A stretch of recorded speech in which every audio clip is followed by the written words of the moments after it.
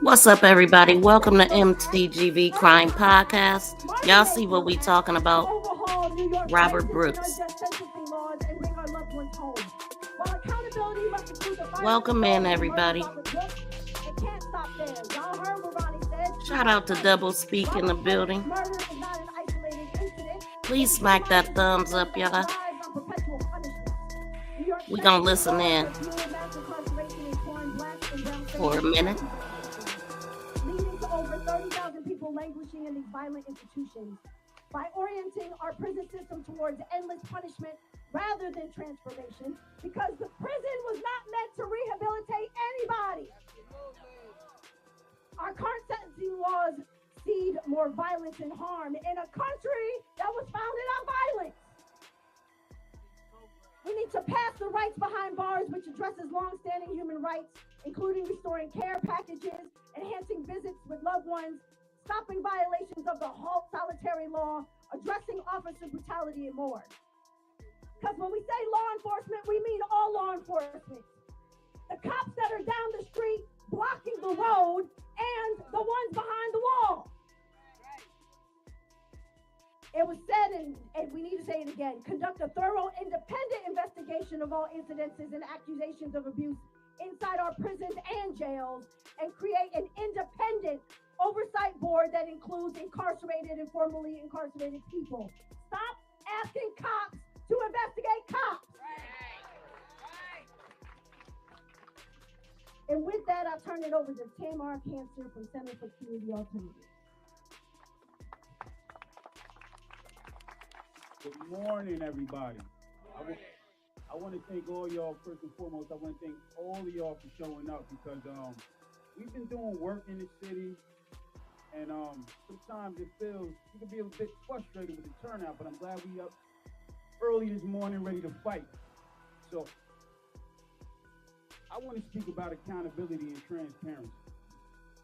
Justice impacted people are some of the most accountable people. When you do that time, we're being held accountable for the wrongs that we did in society. When we come home and we're on parole and we got all these somewhat unreasonable demands, we are accountable. The irony here is that docs, who were supposed to be, the wardens of society, the protectors and all of that, why is it so difficult for accountability when it's the shoes on the other foot, right? So, transparency. We heard the list of demands that we want. Marcy, we're going to fight for all the other people who have mysteriously died in Doc's custody. Murder has no statute of limitations. We having rallies. January, Tanya, what's the actual date for Communities Not Cages? February 4th. We are uniting down at the Capitol. Please bring your brothers, bring your uncles, bring your daddies, bring your sons, bring everybody. We want to show up in force. But I repeat, murder has no statute of limitations. October 22nd, 2 people mysteriously died in another prison, hours apart, right? In Elmira, hours apart. In all these jails, I hear people in somebody in Fishkill died mysteriously. Murder, your son. I'm me. Murder has no statute of limitations. I want to fight. I'm here to fight. We're going to learn how to fight. Accountability, transparency is the least. Everybody involved with that should be terminated and probably charged. Prosecuted. This is what we want. And the way we get it, the people who represent us, the people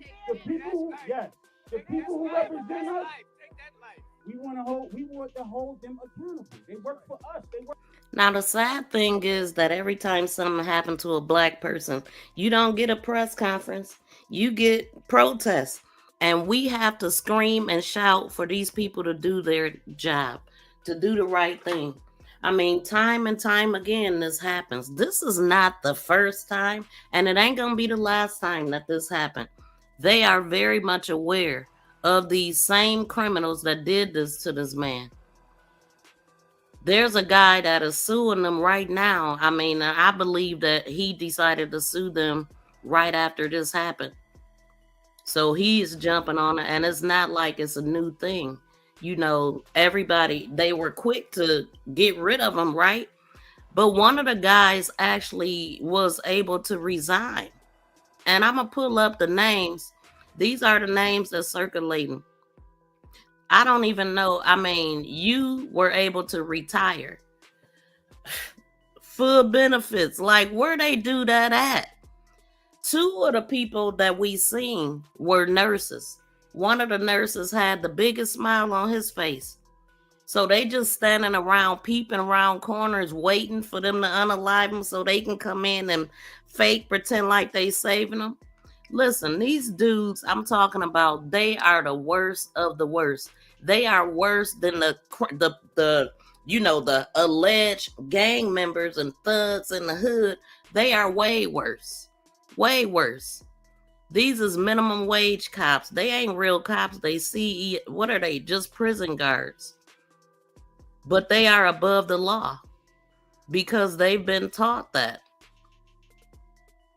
Because they've been getting away with it. People are afraid to speak up. Let me see.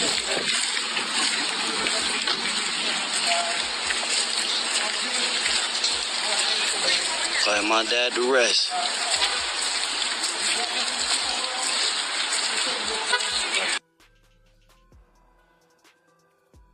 And that was the son of Robert Brooks.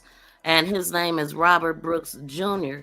He is the son of the okay, so Robert Brooks was in jail for jabbing the mother of his child 14 times. You know, a neighbor seen it.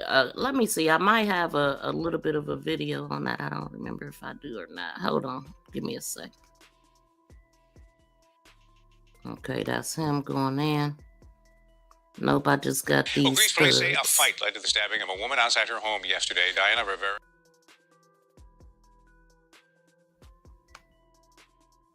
Okay, so I do have it. This is about, okay, so first I want to say, it don't matter what he did. He was sentenced to do his time. I read one article that said he got 12 years and then another 4 years. And I don't know what the extended 4 years, but I'm noticing that everybody is reporting that he had 12 years in prison. So I don't know what that extra 4 years was about. And I just seen that in one article. But I want to say that what he did was extremely horrible. It was horrible what he did. But he went to court. He was tried for it, and he was convicted and sentenced, and he was doing his time. And he deserved to go home. He did. These guys didn't have no right. Now, a lot of people want to know, and I do too, why was he being transferred? A lot of people are speculating that maybe he attacked the guard. We don't know why he was being transferred, but he did not deserve to be. He didn't deserve none of that. He didn't. But I feel like an eye for an eye. The people that did that to him, they need to be taking his place. I mean, seriously. And another thing, they didn't know these cameras were on. They didn't even know it. It was powered on, but on standby, and it was recording, and they didn't know. And that's why it didn't have audio, because they didn't hit for, they didn't mean for that to be on. But I find that it's kind of confusing to me, though. Like, all of these cops pretty much had their cameras on, and you can tell it wasn't their first rodeo. The nurses, they used to standing around doing nothing and laughing about it. I feel like everybody need to be fired that was standing around and did nothing. The prison need to be turned inside out. These guys are known, and I'm going to get to that. But let me play this video. This is about how Robert even ended up in there. And the first video I played was his son. And this woman that he attacked, I believe that it was his son's mother. Well, they did say they had a child together, but I don't know how many kids he have. He was a teenager at the time. Yeah, I believe that this is his son. Well, Greece police say a fight led to the stabbing. His son's mother, I should say. And as a matter of fact, I think I put a picture. Nope. Okay, let me just let this play. I'm half prepared this morning, but we here. Well, Greece police say a fight led to the stabbing of a woman outside her home yesterday. Diana Rivera is in guarded condition with multiple stab wounds. 34-year-old Robert L. Brooks is now facing charges of attempted murder. Police say the couple are the parents of a teenage son. Patrice Walsh spoke to the victim's family today and joins us now from the newsroom with more on that. Patrice? Obviously a difficult time for them. Rivera's family is with her at the hospital. Police tell us the couple had a fight, but they tell us they can't determine the motive for this until they can speak to the victim, which right now isn't possible. This stabbing happened outside the couple's home in Greece. Neighbors tell us they heard screaming and saw Diana Rivera running away and a man chasing her. And all of a sudden I saw her bleeding, and then he jumped up and walked away. Melissa Miller says she stayed with Rivera until help arrived. You know, she was awake. We spoke. I held her hand. You know, promised her we would take good care of her. Court papers indicate Robert Brooks stabbed Rivera with a folding knife multiple times, causing wounds to her neck, chest, torso, back, hands, and forearms. Police say he intended to kill her. It was not a random attack. This was people that knew one another. Well, Greece police say a fight led to the stabbing of a woman outside her home. Yeah, so we gonna get that out of the way right now. That is what he did. That is what he was in there for. And he looked like he was in a horrible place. He looked like a whole different person. And he looked like he could have been on drugs to me. That's my opinion. And so I just wanted to get that out of the way. And let's see. So I see here, there's an article. They had a protest. I seen that they were having a couple protests for him, and they are showing up for him. New York is, yeah, you see him out there. And shout out to Freedom News TV that's been covering this. They cover what the media cover up pretty much. And so this is some of the what they talked about. I see his son standing here, so I'm gonna let this play. The family of Robert Brooks is speaking out tonight. They joined dozens of protesters outside the Monroe County Jail demanding justice. Brooks died December 10th, just one day after being beaten by several corrections officers at Marcy Correctional Facility. While the state attorney general's office and the FBI investigate, the family and community want action. News 10 NBC's Tom Kowalski was at the protest. Tonight, hundreds of protesters gathered here outside the Monroe County Jail, calling for just one thing: justice for Marcy Correctional inmate Robert Brooks. His killing must be a catalyst for change. Justice must be served. For the first time publicly, That was the his Brooks son. family spoke to the crowd about his death. Son Robert Brooks Jr. says the community support has been empowering. Seeing everyone gather here tonight gives me hope that possible is change, and help us know that we are not alone. We demand justice for my son, for his father, her son, his brother, and his brother, and a host of other family members that are here. One of those family members was Brooks' aunt, Barbara Brooks. She says it's heartwarming seeing so many people supporting her family, not just in Rochester, but across New York State. I see that there's different areas of New York that's been protesting as well as here. So just to get the love and support from your hometown, it means the world to me and my family. And I do appreciate everybody that's coming out to support. And following tonight's protest, in the wake of her nephew's death, Brooks hopes to see a change come to New York's corrections officers. We would like to get the bad ones out of the system. You know, that's supposed to be reforming our guys to come back home, not killing them. I pray that they get what they deserve. Firing them isn't enough. I want them to do some jail time. I want them to have to suffer the way that he suffered. As they should. Former inmate Robert Allred, who says he was also at Marcy Correctional, says hearing of Brooks' beating was nothing new. Did 9.5 years. I've been a part of the system who's actively witnessed it, been a part of it, been a victim of the brutality. And this is something that goes on every day. They know this. Every day within the system. Not just the officers need to be held accountable, the superintendents, that goes all the way up the ladder. Frederick Douglass said, power concedes nothing without a demand. We're not asking for it.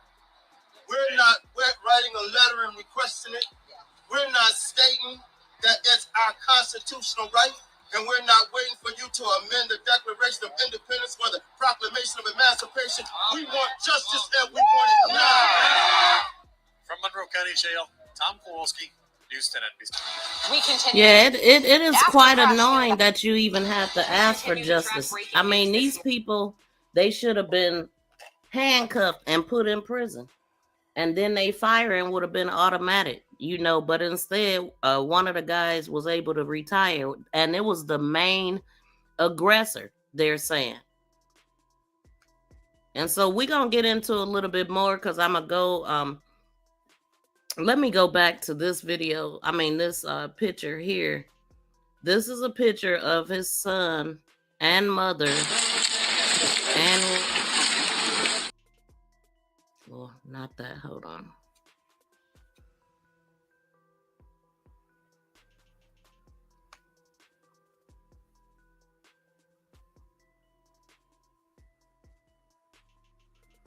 This is a son. So I found him on Facebook. This is Robert Brooks Jr. And he appears to be the only child. I don't know though. But this is the son that I believe they spoke about in the article that, or the video that I played. This is him as a child. This is his mother, who I'm assuming is the woman that he jabbed 14 times and almost lost her life. This is why he was in prison. Okay. But his son is still standing by his father's side. He was there during his time. I think he was seven, almost 8 years in to his sentence. And this happened. Usually when they transfer a prisoner, it's for a reason. Something must have happened inside of there, those walls, and they transferred him. And what we all seen is what happened to this man. And there is no rhyme or reason for it. They can't give none of us a good reason for it. But this is what the black community has to do to get them to do their job. It ain't nothing to investigate. It was there. It was clear for everybody to see. It worked for y'all. So let's fight. Let's fight. Tell your people to be at the Capitol on... And we gonna fight. Peace, y'all. Thank y'all for being here. I'm glad the dang sound kicked in. God dang. There's a piece of paper flying around here that's got a QR code on it. If you have it, make sure that you scan the QR code because it is a petition to the governor putting her on notice. It also is your access point for all those upcoming events. I'm not expecting everybody to remember everything that's said today. But you can scan a QR code and sign a petition and then be on the email list to find out not just about February 4th, because this is a Capital District problem, right? Albany. Okay, that's what I thought they said was February 4th. So, speaking of the governor, I was on her Twitter page, and I guess they did some type of, she went to the facility, and they did some immediate things, so I'm going to go see if I could find that, but I'm gonna let this keep playing until I do find it. But they did some immediate things, and one of them was talking about some body cam footage. Hell, they had that on. What did that help? Nothing. They need to be made an example of. Troy, we'll see if Saratoga, that happens. We're in Schenectady in January. MLK Day is coming up, and we're gonna reclaim it.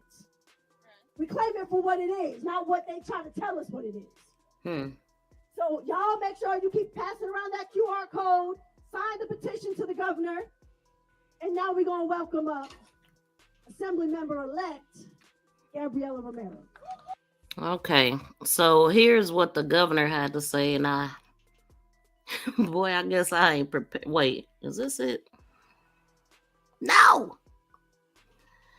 Okay, I had it. I wait. I think I got it. Nope, I'll just read it. Okay, so the governor, she posted on her Twitter page. She said, "Like all New Yorkers, I was outraged and horrified after seeing footage of the senseless unaliving of Robert Brooks. My full statement is here." And she writes, "Like all New Yorkers, I was outraged and horrified after seeing the footage of the senseless unaliving of Robert Brooks. I have been clear that it is the possibility of the New York State. It is the responsibility of the New York State Department of Corrections and community supervisors to provide appropriate care and protection for those in its custody, and I will not tolerate anyone who violates that responsibility." What makes me frown is that they say this stuff as if it's the first time. This is just the one that got caught on camera that they gotta address. And when it happens and nobody sees it, they don't do a damn thing, which is why we got a guy suing them right now because he was one of the guys that was attacked by them also. I've seen another video of a lady that was incarcerated, and she said she's seen the most brutal things happen. It's normal. It's normal. Look how they carrying him out. Like I'm sure he had broken arms and all kind of stuff. This is just absolutely disgusting. And then look at a fat ass. They couldn't do nothing with that man if he was uncuffed. He probably could have worked all of they fat donut eating asses. This make me so mad, y'all. When I tell y'all, it takes me a minute to report these because it pisses me off. It really does, because having these conversations piss me off too, because it's just a bunch of bull. You know what I'm saying? It's a bunch of talk that goes no freaking where. It ain't no reason for this. The man was handcuffed. I'm sure it started inside of the van, wherever they transported him from.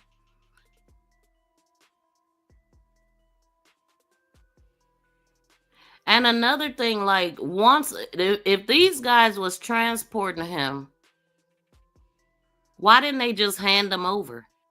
Where was the other people? Because I'm thinking, because they outside, these are the guys that transported him, but where were the people that was supposed to be receiving him? I ain't never been to prison. I don't know jail either. I don't know how it works. But from my understanding, he's being brought from another prison. So how many of the people came from the other prison? And how many of those guards was for the prison that he was actually at, Marcy, that he was being taken to? We need answers. Where's the press conference at? Where's that? Let me finish reading this book. Bunch of hogwash. But I'm a remain calm because it don't help anything, but it just pisses me off. I be seeing this stuff and I always have to wait because I will never be used to this. I will never be desensitized to this. It does something to me every time.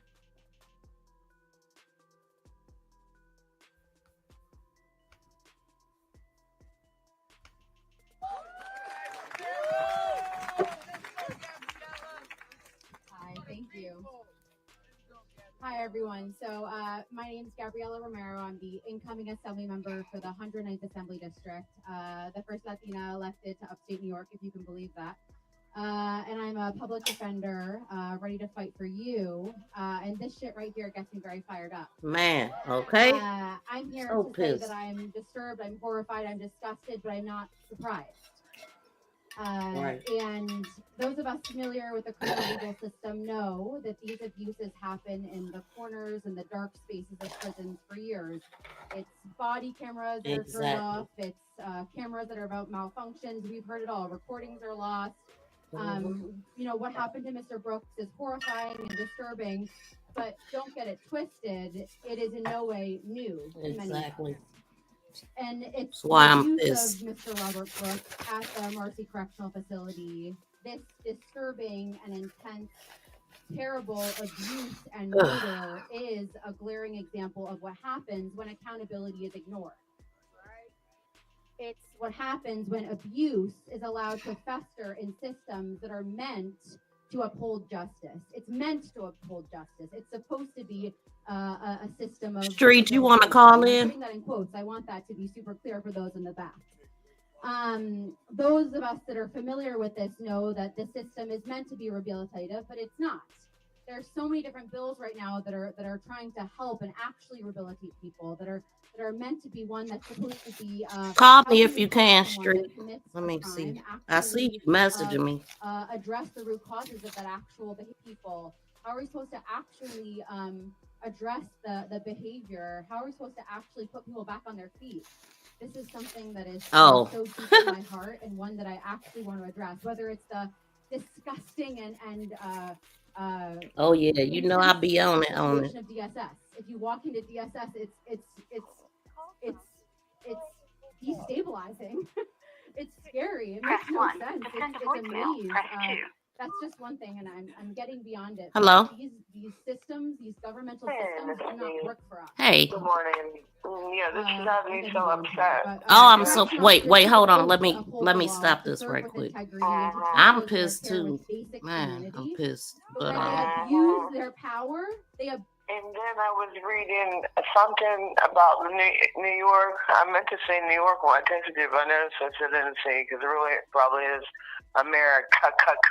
Mm-hmm. And it seems like they're having like one death a day almost in their prison system. What, in this particular prison? Yeah, that one or the same county or something. So I do think it's going to get looked into from what I've read. Uh-huh. And for everybody in the chat that wants to run their mouth about deputies, these are fake cops. Exactly. They aren't deputies. They aren't police. Exactly. They only have stun guns, okay? Exactly. They're cowards. And people do their time because, you know, they do their time. They've been punished. He was ready to get out. Well, not quite, because he had 12 years and he did like 7 or 7.5 or somewhere around there. That's when you in prison. That's 3/4 of your sentence. Mm-hmm. You're ready to get out. You know, so they could have also been transferring him. I don't know. There's so many rumors about that, but they could have been transferring because they do transfer inmates a lot before they get out, like closer to home. You know, I know somebody right now incarcerated in North Carolina, and they just got sent to Newport prison. And they was up past Raleigh. They've been in Charlotte, they've been all over the state. But now as they're getting ready to get closer to home, see, then they transfer them closer to home. And they still got about 6 or 7 months. Man, I just I'm so angry, but I needed you to call in because I don't want to be crying, but it pisses me off. It's so bad. I saw this video. I didn't even want to send it. But I saw this video on Louisiana. I didn't even know they were doing this in prisons. And I don't know how many people even know this, but this ain't no lie. Look it up. I mean, I didn't even Google it. I just watched the video. But in Louisiana, they actually take their prisoners to McDonald's and stuff, places like that, and work them for like no money, basically. It's basically a different way of slavery today, if you ask me. I can't even get into that because I'm just going to get so freaking mad to miss me. It makes me not be able to breathe because I can't stand it. I don't know what to do. I feel so powerless. No, that was a human being and nobody had the right to take anybody's life but God. I can't go out and kill every freaking addict I know. I can't go out and kill every domestic violence abuser I've met. No, you I can't can't do go kill none of my that. neighbor because I don't like them because they're And you don't want to keep transparent saying that word because I say unalive. or unalive. Right? You can't do that. And then when a man's down and when he's handcuffed, he can't even defend himself. No. Can't even cover his face. He can't even ball up in a fetal position because they holding him by his legs and his hands. That's handcuffed. And some of them trolls in that chat that said something about maybe there was time for him. Well, you know what? His family don't need to see this stuff. So no, that's all evil. You got some trolls on there. I need the scissors. Snipe. Because you got some trolls in the chat for real. Yeah. Okay. Well, I'm gonna go ahead and I don't get know off what of here. to say other than I've been so disgusted. Yeah. As soon as I saw it, but I want you to look up that Louisiana prison. So I guess they're doing that to all the prison systems now too. If you can find the article, send it to me, and I'll try to remember to look at it. I definitely will. But I definitely will because that's a big deal. Because that's a big freaking deal, especially if you have family member. If you are a color, have any color, melatonin. If you have any family member that has any type of color, not just black, neither people. Okay, it's any type of color. everybody, it's happening to a lot of people. Yeah, it is. The guy that's suing is white. He jumped on it. And I'm sure it'll be more because they open up like a whistleblower hotline also for more people to come forward. So I'm gonna get into all of that, and I'm gonna go ahead and get off of here. How many people die already in that prison? Exactly. It's crazy. Or in New York. But all right, I'm gonna look for that video too and send it to you. Okay. McDonald's crap is crazy. Oh my God, it'll piss you off. Okay. All right, I'll talk to you. All right. Bye. All right, bye. Yeah, so I see what Dora jammed. Sorry, I have a hard time defending someone who jabbed their mom. It wasn't his mom, it was his girlfriend. And I'm not defending him. This is not just about him. This is anybody that look like him. This is anybody that get incarcerated. This is anybody that do something wrong or even falsely accused of something. This is anybody that stepped foot behind those bars, including you. This could happen to anybody. This is what I'm defending. It ain't about it's not the person. He's the one that took it. He's the one that we seen. He's the one that it was recorded, but he is not the only one. And I have loved ones locked up, so it's triggering to me. So get it right.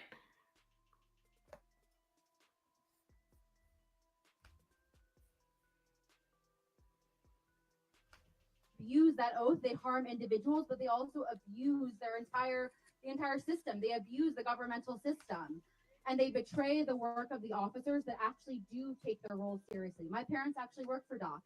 They were lifelong DOCS employees, and they actually did care. Can't let these bastards get away with this.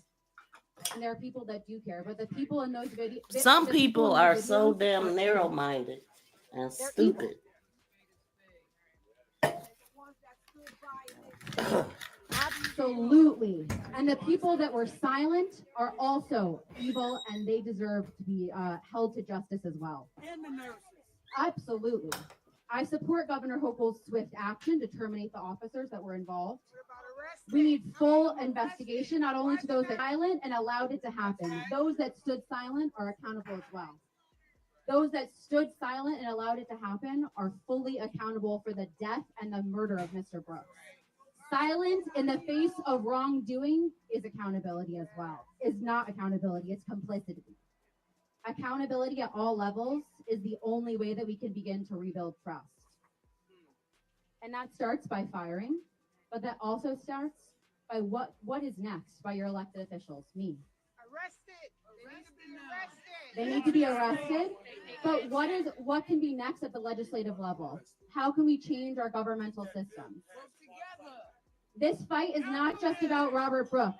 It's about every single person that has been failed by a system that was supposed to protect them. It is about making sure that this never happens again. It is about justice that needs to be served.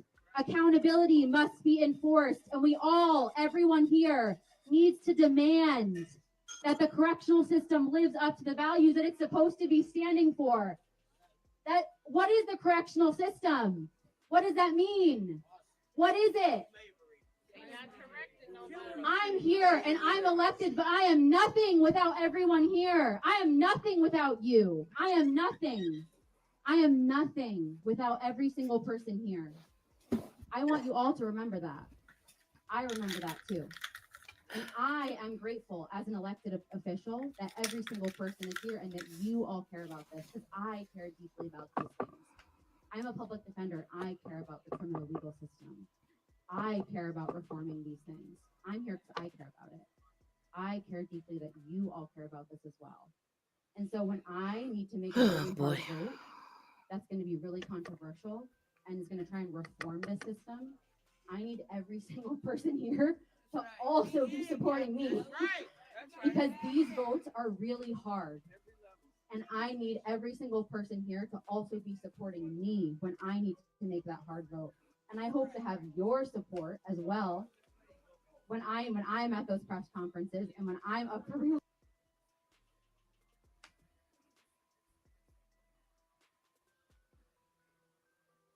Tonight, News Channel 9 obtaining a report detailing more alleged abuse toward inmates from corrections officers at Marcy Correctional Facility. The report, written by the Correctional Association of New York, was conducted back in 2022. Over 2 days, representatives interviewed dozens of inmates, with the majority of them saying they had either personally experienced or seen other inmates being physically or racially abused. The report detailing some of the racialized abuse, saying, quote, incarcerated people cited the frequent use of racial slurs, unequal treatment of blacks and Hispanics, and threatening comments about people of different races spending time together. While most of the verbal abuse reported was directed at black people, incarcerated individuals also reported slurs and derogatory comments made toward Jewish and Asian people. That report was filed more than 2 years before the death of Robert Brooks back on December 9th. The state attorney general releasing body camera video of that incident on Friday. Yesterday, News Channel 9 learning multiple officers involved in the deadly beating were named in other lawsuits alleging violence toward inmates. As the investigation continues, make sure to check back to localsyr.com. You can also view the officer body camera footage. We have it posted there.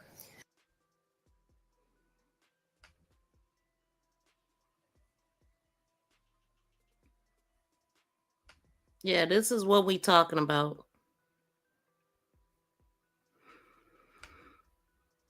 I need every single person here. A call for change outside of the Monroe County Jail tonight as loved ones gather to mourn the loss of Robert Brooks. Brooks was an inmate at the Marcy Correctional Facility just outside of Utica, and body-worn camera footage showed Brooks beaten by correction officers there. He died in the hospital the next day. This all happening earlier this month. Gio Battaglia attended tonight's vigil and rally and joins us now in studio with more on that. Gio. Adam, tonight was the first time we have heard from the family of Robert Brooks since that body cam footage was released. As they are still coming to terms with the situation, they told those that gathered tonight change needs to happen. When Robert Brooks Jr. thinks of his father, he thinks of a, quote, civic-minded individual. He took advantage of every opportunity to make a positive impact on his community. He had a loving, generous heart and a special concern for young people. But the past few weeks have taken a toll as Brooks died in the hospital on December 10th after he was beaten by correction officers at Marcy Correctional Facility in Utica the day prior. Brooks agrees. Dude, ain't nobody trying to show this. Period. Of 12 years for assaulting a woman with a knife. Over the past few weeks, our family has been focused on supporting one another. Losing a loved one is hard, but the circumstances surrounding my father's death is imaginably hard to deal with. We are taking one thing at a time. Monday night, friends, family. And that's his son. I do believe it was his mother that he jabbed. His son still loved his father, y'all. Believe it or not. Family and those wanting to see change came outside the Monroe County Jail to call on the actions of the correction officers and sergeants shown in that body cam video. Let's do it one more time. Those incarcerated at the Monroe County Jail flashed their cell lights on and off as the people on the street flashed their lights, showing support for one another. Wow. Ruben B. Coates told me he came to the rally because his son is incarcerated, and when he saw that body cam video, he could only think of if that happened to his son. It was the Brooks' son, and his parents are members of my church. And I think anybody that got a family member that's incarcerated should be here tonight. You know, and stand up for what their rights are. Because no one deserves to be treated like that. You know, and the guys that have been getting away with this, it's time to stop. Brooks' son finishing his speech, hoping for peace. Our deepest wishes is that my father's death will not be in vain. His killing must be a catalyst for change. There were more than 100 people outside the Monroe County Jail, and while the jail was not where the beating or Brooks's death took place, it's worth noting Sheriff Baxter, who runs the Monroe County Jail, last week called the actions by the Marcy facility.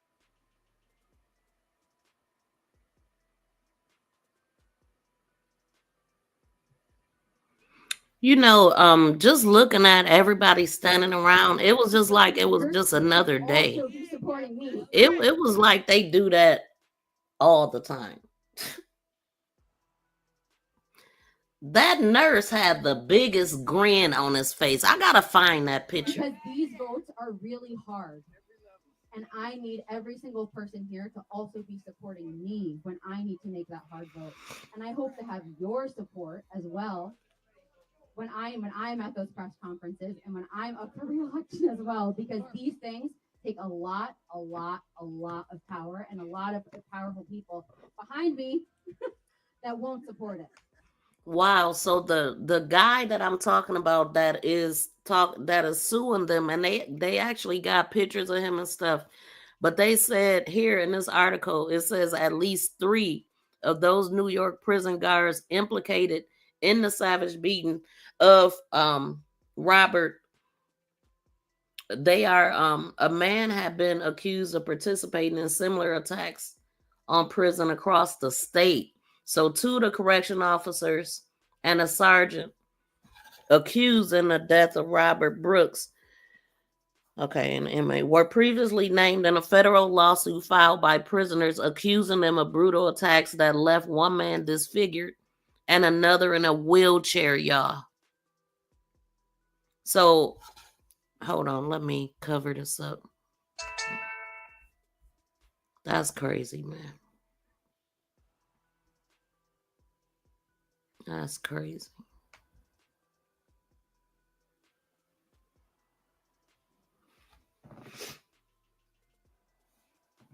But they left a man disfigured and another one in a wheelchair. So a lawyer for one of the injured men drew a line from the earlier accusation of a violence to the attack this month. So they said the fact that they failed to rein in these officers that they knew had beaten someone else in a direct contribution to Mr. Brooks' unaliving. And so, hold on. So the governor, Kathy Hochul, said last weekend that she was moving to fire the 13 people or whatever, okay? And I'm getting to the lawsuit, or the details of what happened. And I don't know if y'all noticed though, like when I'm gonna just read this. It said at one point an officer with his hand gripped around his neck, which these bastards. Oh, there's the picture of the nurse that I just showed. I just happened to look up and seen it. It was the last picture that I showed. The people that had on, one had on a black sweatshirt, and the other one had on like that light color hoodie. And he was just a ragged out at that point. They covered up a lot of stuff that they was doing too, and notice how they had to rip his pants off and do. It's like buck breaking. It's nothing. They lynched the man. They did. Kept their hands around his neck. The one when he threw a punch, this bastard, he couldn't wait to kick him in his private part. These two bastards, these are the nurses, they need to be fired too. And their license need to be taken. Look at him sitting up there. What you doing? At that point, the man is gone. Anyway. Says at one point, an officer with his hand gripped around his neck pulls him up into a seated position and repeatedly lifts him up by his damn throat. When he appeared unresponsive, an officer gives Mr. Brooks a sternum rub, pressing his knuckled fist on his chest in a painful technique used by emergency service workers to try to revive unresponsive patients. I just seen a cop do that, transporting this guy to prison. Of course, he's handcuffed.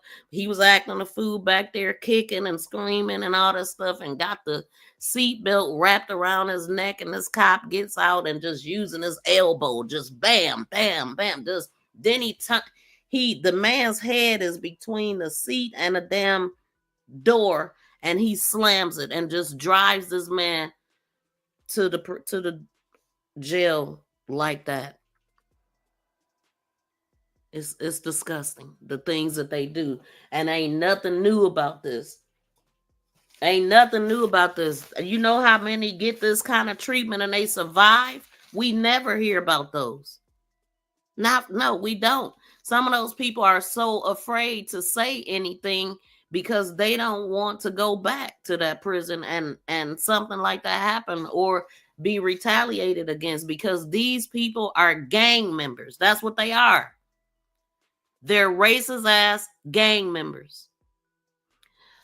I was listening at a New York City cop, and he said that he's been to this prison a lot of times, and they are not even nice to them when they bring the prisoners in there as detectives and stuff, or just coming in there to do their work. They're not even nice to them.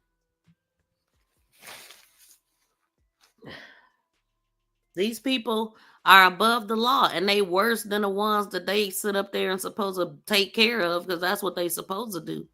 They wasn't hired to do this. These bastards need their license stripped, and the prison needs to be wiped clean. Talking about all the leaders in there need to be let go because they ain't doing their damn job unless it's their job to do this. Because you give up your rights basically as a prison. You a slave again once you and behind them doors. And they treat you like shit. All of them. Because they are shit. Okay. So at one point, an officer... Hold on, let me... So the video shows some officers walking in and out the room, milling about in the hallway or looking on from the doorway. Some of those assault Mr. Brooks paused to change their gloves and wash their hands. This kind of looks like another day in the office, and that's exactly what it looks like. These kind of things don't just bubble up out of nowhere, and they absolutely don't. This comes from years of comfort doing it and years of people just watching. Years earlier, some of the same guards had meted out brutal punishment against prisoners without provocation, according to a series of lawsuits that describe assaults by the correction staff in the glaringly similar details. So there was an attack in a bathroom in February of 2022. Adam Bauer was a year out from his release date when correction officers beat him in a bathroom at the Marcy prison and then accused him of attacking them, according to the ongoing lawsuit. Nicholas Anzalone, one of the officers accused in the assault of Mr. Brooks. Let me see, because did I see that name?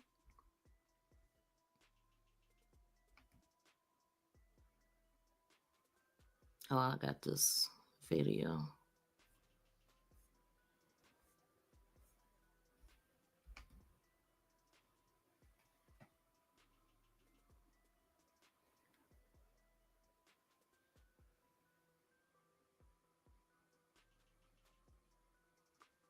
Oh, okay, I do. It's 2 Nicholases on there. Okay. So it says a Nicholas Anzalone, one of the officers accused in assault of Mr. Brooks, joined with other officers in an attack on Bauer. The lawsuit said on Friday, a man who answered a phone belonging to Mr. Anzalone, a corrections officer who joined the department in 2007, declined to comment. So they called the man phone and he got somebody else answering it. They knew Nicholas Anzalone for many years and did nothing. Exactly, said Rosenfeld, Mr. Bauer's lawyer. So Bauer said he was exiting the bathroom stall and about to light a cigarette when a battery Oh, okay. So Mr. Bauer said he was exiting a bathroom stall and was about to light a cigarette with a battery. I didn't even know that was a thing. With a guard, when a guard stopped him and asked what was he doing, the lawsuit said. The officer ordered Mr. Bauer to stand against the wall for a frisk. After a few pats, the officer began punching him in the head until he fell to the floor and then kicked him, according to the lawsuit. 2 sergeants and Mr. Anzalone joined in, including one sergeant who slammed a clipboard against Mr. Bauer's head so hard that the metal clasp tore a hole in his scalp. The guards then dragged him out of the prison, put him in a van, and drove him in an infirmary, Mr. Bauer said. Once there, he was forced to lie face down on the floor as Mr. Anzalone kicked his feet, the lawsuit said. Photos of Mr. Bauer shows him dazed, topless, and wearing only red shorts while seated on a gurney in the infirmary. Yeah, it definitely do. They holding him up, but not by his neck. They got him by the shoulder. This is a white man. He didn't take. He definitely got jacked up. He definitely did. He got on shorts. They didn't strip him naked. He got on nothing but shorts, red shorts. Okay, anyway, photos of Mr. can show him dazed, topless, and wearing the red shorts while seated on a gurney in the infirmary. Blood was splattered on the floor and dripped down his face and 2 gashes on his forehead. He said, I was scared. He said, I was scared to death, Mr. Bauer, now 50, said in a phone interview on Friday. I really, truly thought I was going to die. They was going to kill me. To cover up the assault, the lawsuit contends the officers lied. Oh, they lied? No way. You got to be kidding me. Anyway, they lied and they told a nurse that he had harmed himself. See, this is no different. This is what they doing in the Javion McGee case, just making up stuff. Stuff they did, allegedly, covering it up. Oh, we don't know. We ain't seen nothing, don't hear nothing. Just freaking disgusting. All of this took place. And these bastards are so comfortable wearing cameras and still did what they did. Look, they excited to get in there and do what they did to that man.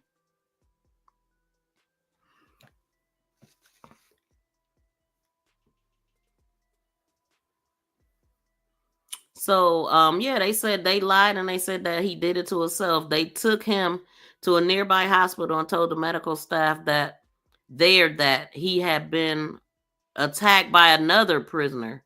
One of the correctional employees told hospital workers that Mr. Bauer injuries were from a seat belt. So they don't even try to cover it up. They think it's funny. And the people that they taking them to think it's funny too, because they do nothing.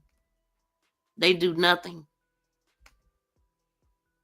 They participate. They laugh. They sit back and enjoy the show.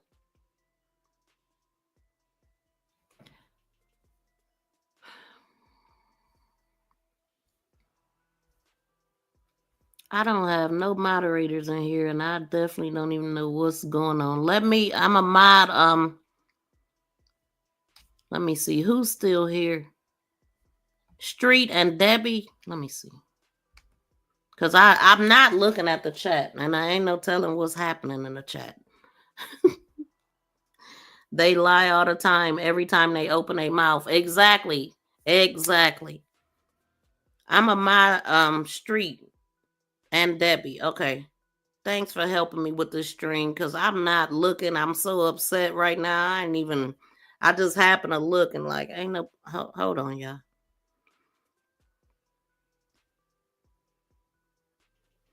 I don't care about people having their opinion, but anybody coming here being disrespectful and talking stupid, disrespectful, yeah, they gotta go. Because this is one of those topics that is very triggering to me. Like a lot of us that's here right now. Yeah, that's all they do is lie. That's all she got. Street, Javion's parents. Okay, thank y'all. Okay, now let me go back to this article. Yeah, they not even really trying to cover it up for real to say, and this is not, we talking about another guy, but to say that the guy did this with a seatbelt, oh, that was funny. That was a joke. I'm sure whoever he told that to laughed when he damn said it. Like, oh, and so they tell them that. Where's the guy at that they actually did this to? They're supposed to sit there and listen at them lie and not tell the dang on truth. They that dang on comfortable. That's what it is. That's what it is. Let me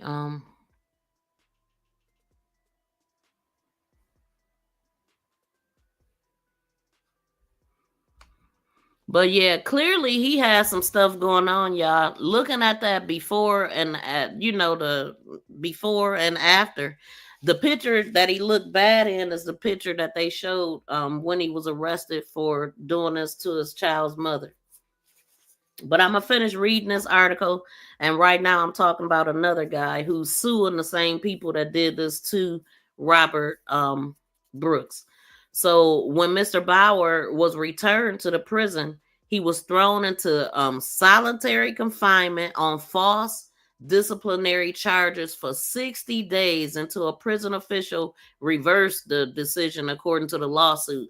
That's crazy. Like they just see, these people can come to work pissed off about something else and then just come in there and take it out on everybody they see or whoever they feel like they want to attack that day. And so the correction department offers a special and this was at Marcy too. So you think was they shocked when this happened? It happened. This guy, what happened to him happened in the same room that it was going on with him, with Robert. Exactly, in the infirmary or whatever. So so the correction department department office of special investigations looked into the allegations against the guards, but ultimately found that the force was necessary and reasonable to get him to comply. They automatically first of all, they want them to come up with something because they don't want to have to deal with it. So they would much rather support them. They already know what's going on. So when they talk, they say something about this guy being permanently disfigured. He lied. That same year in September, 2 other guards who is now implicated in the unaliving of Brooks, Sergeant Glenn Trombley, and the other bastard, Anthony Farina, the 2 that you can see that had on white shirts. Let's make sure they names on here. I'm pretty sure they are. I know I seen the one person, the one that freaking was able to freaking retire. See, he's at the bottom. Okay. So man,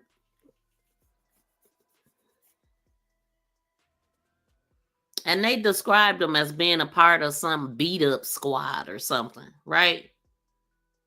So anyway, I'll start over. It says permanently disfigured. That same year in September, 2 of the guards now implicated in the beating of Mr. Brooks, Sergeant Glenn Trumley, and Officer Anthony Farina, participated in an assault on a prisoner named William Alvarez, according to a lawsuit.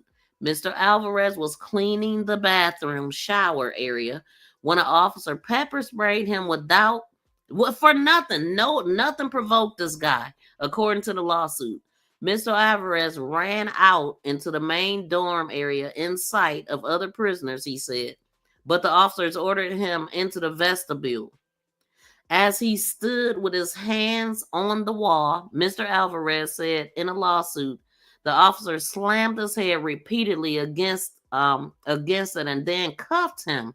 Mr. Trumley and Farina arrived, and together the 3 officers kicked him in the head and body before dragging him into the van and taking him into the infirmary. So this is the place they go to do it at. The infirmary. Everybody need to be fired and in prison. The attack continued in the van, and the lawsuit said Mr. Farina and Mr. Trumley looking on as the other officers punched over and over again into the van put up to the infirmary, and Mr. Trumley said, "That's enough." So they beat him in this van until they got there. Oh, and this must be the guy that's in a wheelchair. Mr. Alvarez, who said in a lawsuit that he is now permanently disfigured, his face.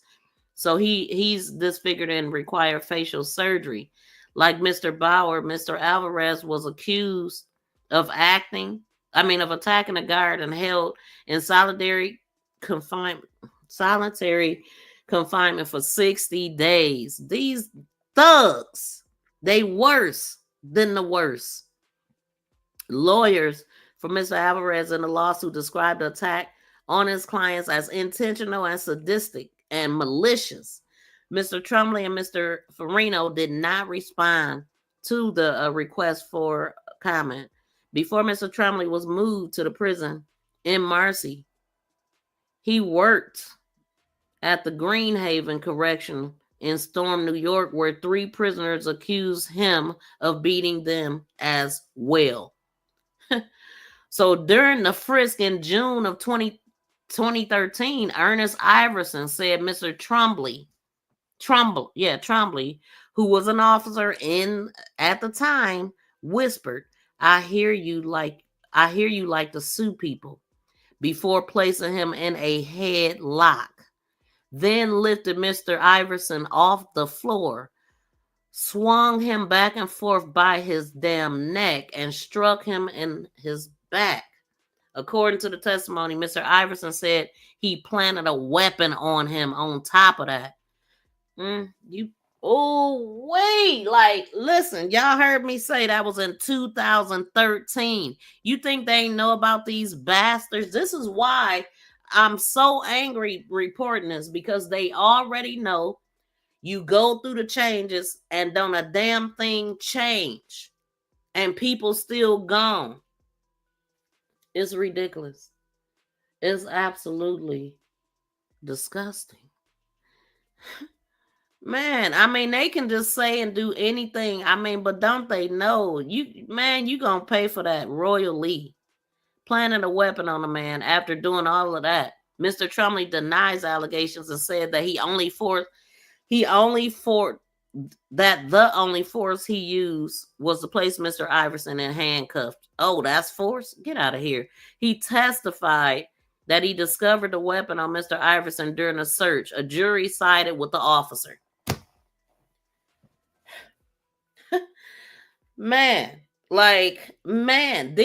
It's some people that's gonna side with these cops no matter what, and may they family or one of them meet these same damn officers that they are adamant on keeping. Until they get affected, these kind of things gonna keep on happening. It's disgusting. Like I said, they get these positions just so they can be brutal against people. They know what they doing. You don't have no rights once you behind them damn walls. You don't. And then they don't care how bad you could come out of there. I've seen a woman that was her spine was destroyed in prison. A white woman. It happens to everybody that you get in there. But some of them like to target black people a little bit more. You know, notice these people telling their story. Robert didn't get that chance. They was brutal. They didn't hold back no damn punches, kicks, or nothing. Even took the man's shoes off and beat him in the stomach with his own damn shoe.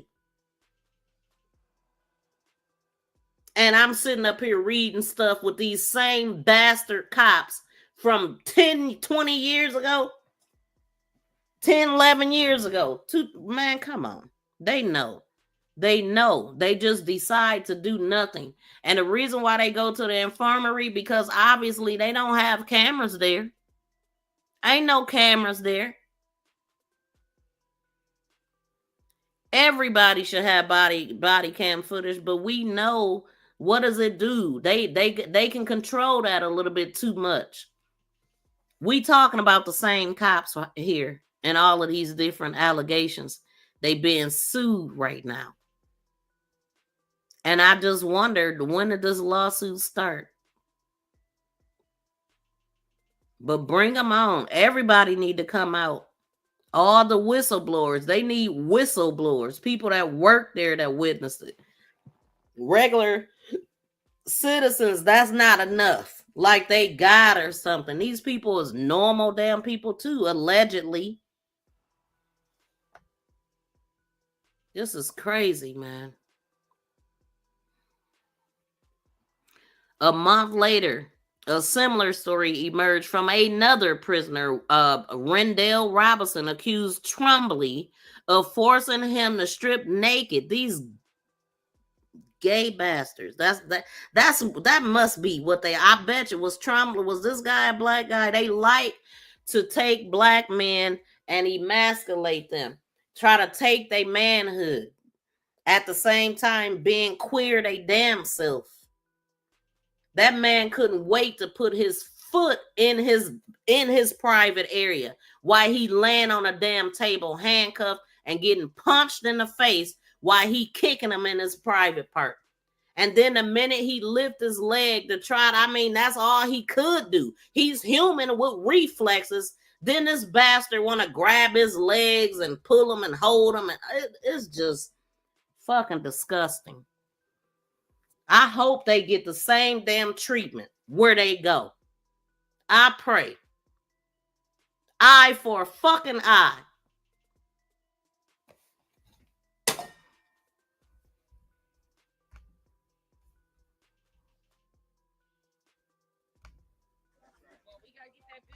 Hell yeah. Hell yeah, we do. We gotta make sure everybody be accountable, because the correctional officers that did this, they also dismembered another inmate and put one in the wheelchair permanently. It's not just Mr. Brooks.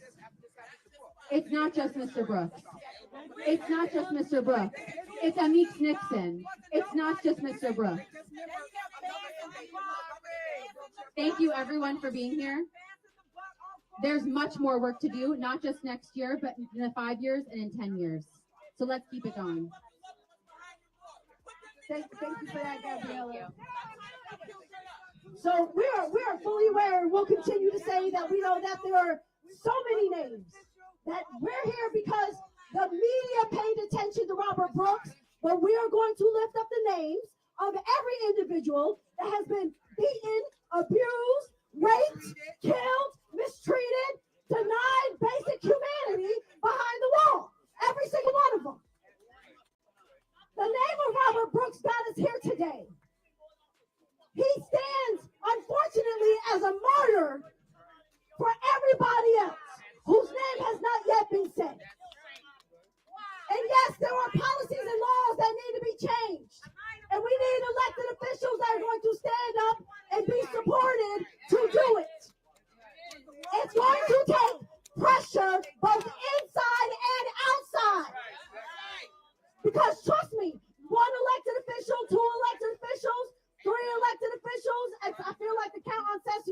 ha ha ha ha. But we need them too. And so I'm going to ask us to listen to every voice, because we have more people that are going to speak and talk about the need for justice. And we're going to give them their respect due, because they're standing here with us. And we all want to be heard. It's not one of us, it's all of us. And so I'm calling up next, representing Senator Julia Salazar's office, Mark Mishler, to speak on her behalf.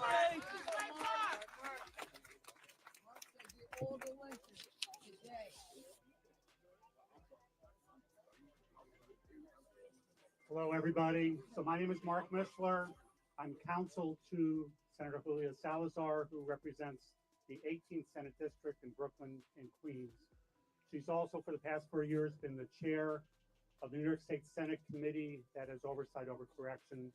And she has spent enormous amount of her time and resources and staff time in keeping track of complaints, visiting facilities, and pushing for legislation that would truly make a change. So I'm going to read a statement from Senator Salazar that she issued on Friday after she watched the video, which many of us also watched on Friday. This is Senator Salazar's statement from Friday. The video recordings that were made public today by the Office of the Attorney General depict unfathomable and lethal violence by Doc's correctional officers and staff against Robert Brooks, the man who was incarcerated in Doc's custody at Marcy Correctional Facility on December 9th. It should not even be possible for this to occur inside a New York State prison. Amen. The fact that this violence at the hands of state employees is happening in any New York State prison is a profound policy failure that demands immediate attention. There are several critical actions that must be taken to address the heinous and deadly violence that was inflicted upon Robert Brooks by Doc's correction officers and staff. Some actions have already been taken by Commissioner Marticello, Governor Hochul, the Office of the Attorney General, and the New York State Police, including the suspension without pay of all staff who were involved, the resignation of some staff, and ongoing independent investigations which have revealed the details we now have. We demand and fully expect all officers involved to be criminally charged for their respective roles in enabling and committing barbaric violence against Robert Brooks, ultimately killing him. We also must act swiftly to pass legislation to prevent this from ever happening again to another human being, and to fully hold accountable anyone who has contributed to the horrific violence in New York State prisons and jails. Marcy Correctional Facility cannot remain open. The brutal killing of Robert Brooks,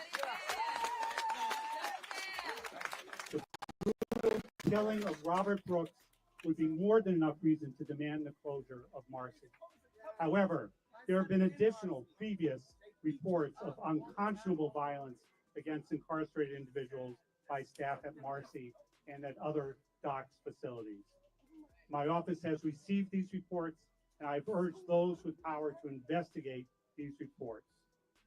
As a state legislator, and particularly my capacity as chair of the New York State Senate Crime Victims, Crime and Correction Committee over the past 4 years, I have focused my daily attention and my office's resources on trying to end the rampant violence of mass incarceration. I'm committed to continuing to pursue justice and urgent, necessary policy change through this work. I once again express my deep condolences to the family and loved ones of Robert Brooks, whose death will not be in vain.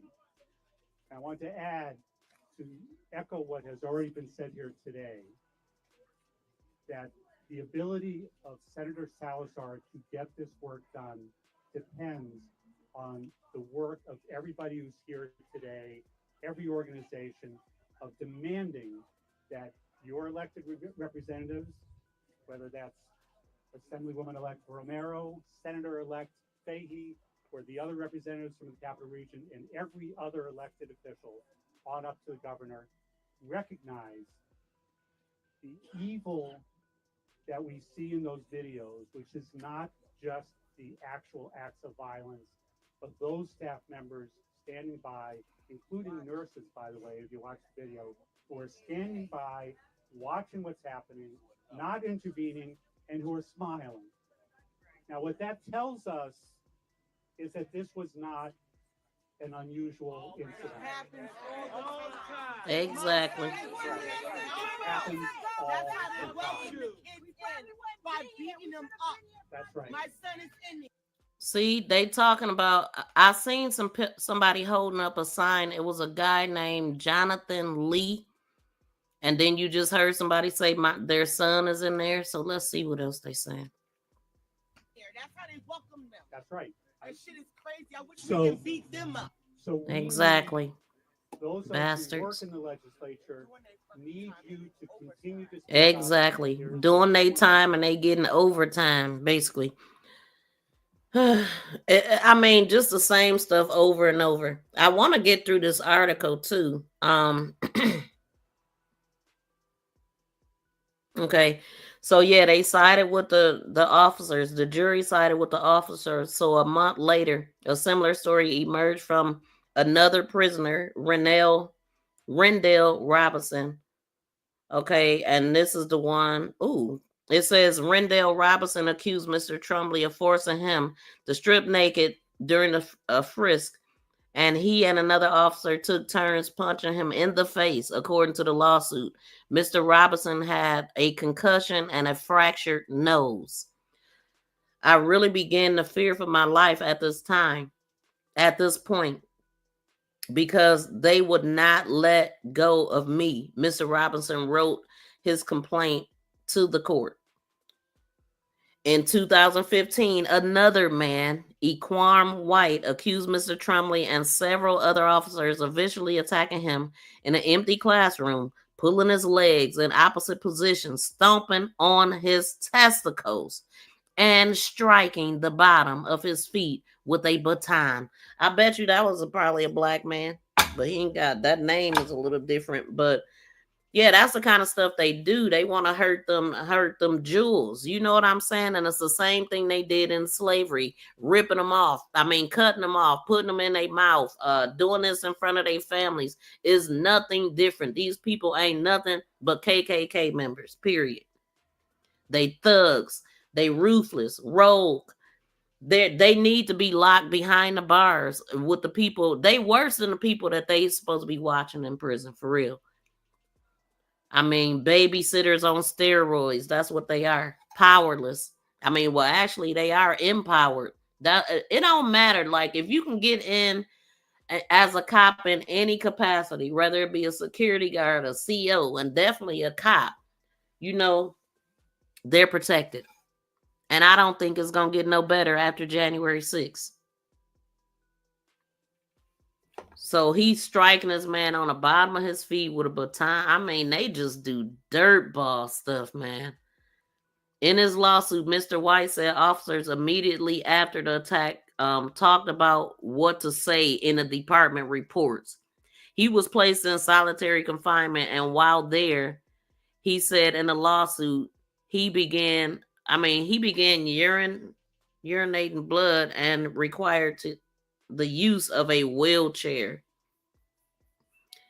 On Tuesday, before the video of Mr. Brooks' final moments were released publicly, the state police filed applications seeking so-called red flag orders for officer.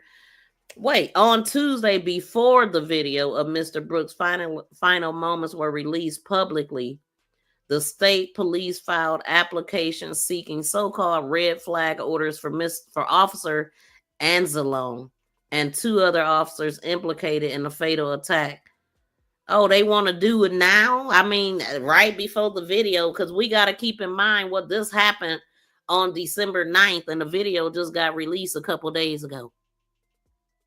So they held on to this. They had time to plan. Just like this guy was talking about, they coming up with their statements, what they gonna say on the report and all that. Same shit they do when they stall like this.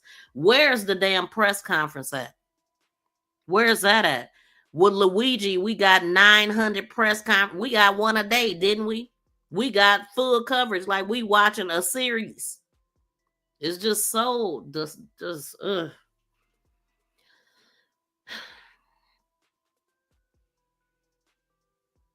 They don't do nothing but cover their ass. That's it.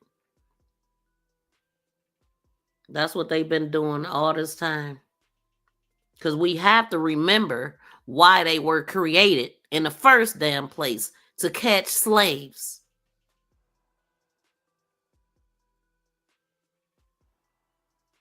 And we know that they always refer back to history, right? They ain't never left it.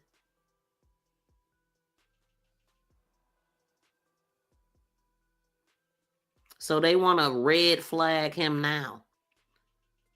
State police filed applications seeking so-called red flag orders for Officer Anzalone and 2 other officers implicated in a fatal attack of Matthew Gallagher. Let me see if they names on here. Cause I seen this. I don't be like, when it ain't posted nowhere else, I be leery. I seen this a couple days ago.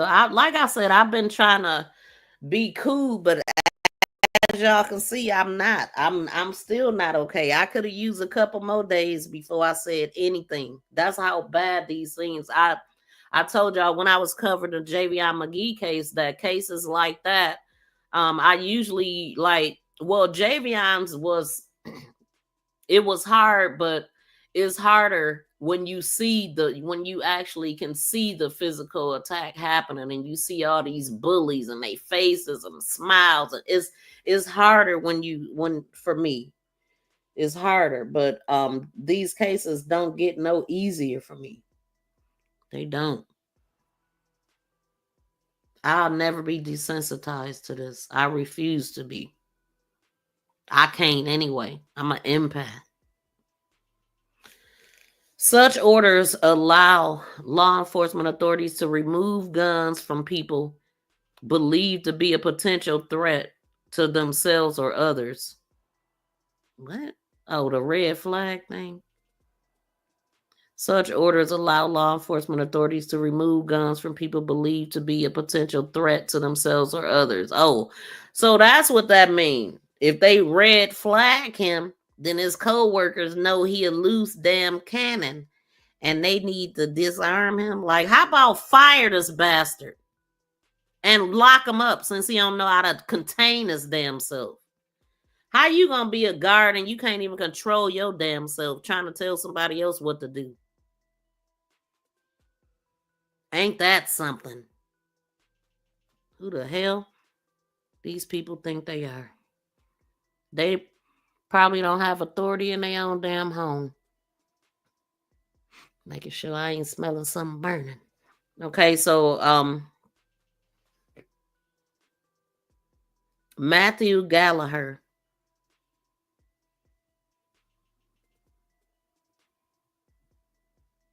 Yep, first damn name. And Robert Kessler.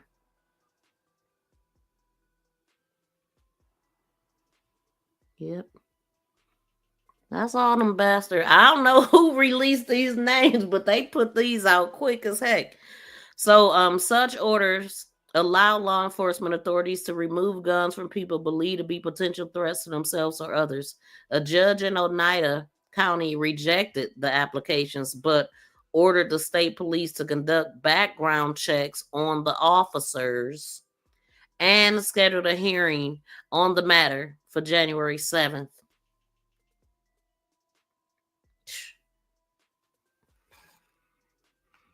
I'm gonna let this finish playing, and I'm gonna go to what the governor Hurd's fix was so far. That an inside and outside game here.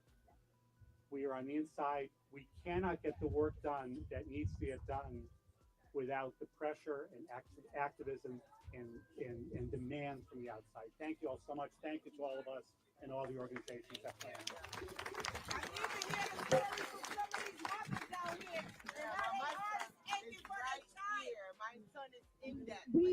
We know that it's it actually is impossible for us to hear from every single voice of those that are impacted right now. Because I know Danielle Williams was here. There's other moms that are here. There's a QR code that needs to be signed. As a reminder, there's a QR code to change the policies that we're talking about right now. Here in the city of Albany, the Center for Law and Justice has been doing the fight for justice for formerly incarcerated people for how many years, Deshaun? 40 years. 40 years. And while we are all heartbroken and upset, the only reason we get to be here right now is because the people that came before us fought before we did. And we get to stand here today to carry that torch forward, to carry that legacy forward. We have to carry the legacy of Dr. Alice Green forward, the legacy of Barbara Smith forward, the legacy of countless men and women forward that have been doing this work. And so Tashawn Murdoch is going to speak from the Center for Law and Justice.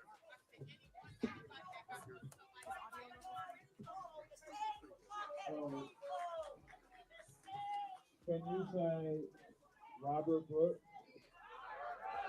Can you say Elise Madison? Lynching?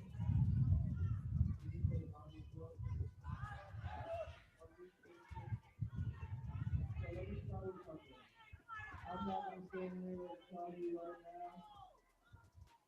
now.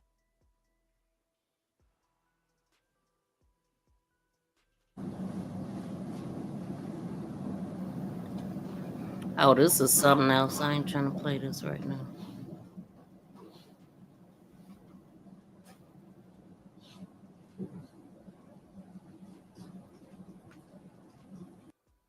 I want to play what this lady had to say.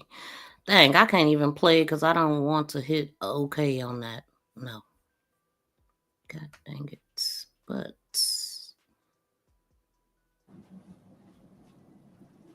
this is another one about a correction officer, but I don't want to play it. That was arrested. And then it's just so much going on, y'all. But I'm really trying to find what the freaking governor allegedly did. So give me a second. I'm still trying to find it. What the heck did I do with it? Let me just go.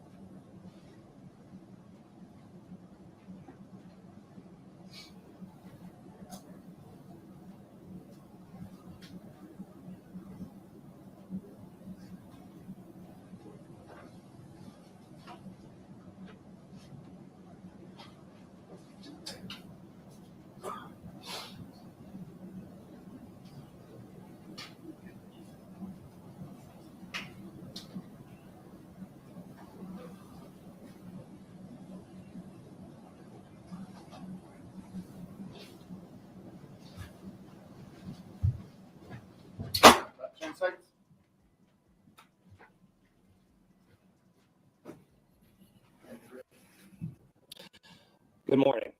I am Joe Cowan, the Director of the Jacksonville Sheriff's Office, Department of Patrol and Enforcement. I'm here to notify the public of an arrest of a JSO correctional officer by our agency.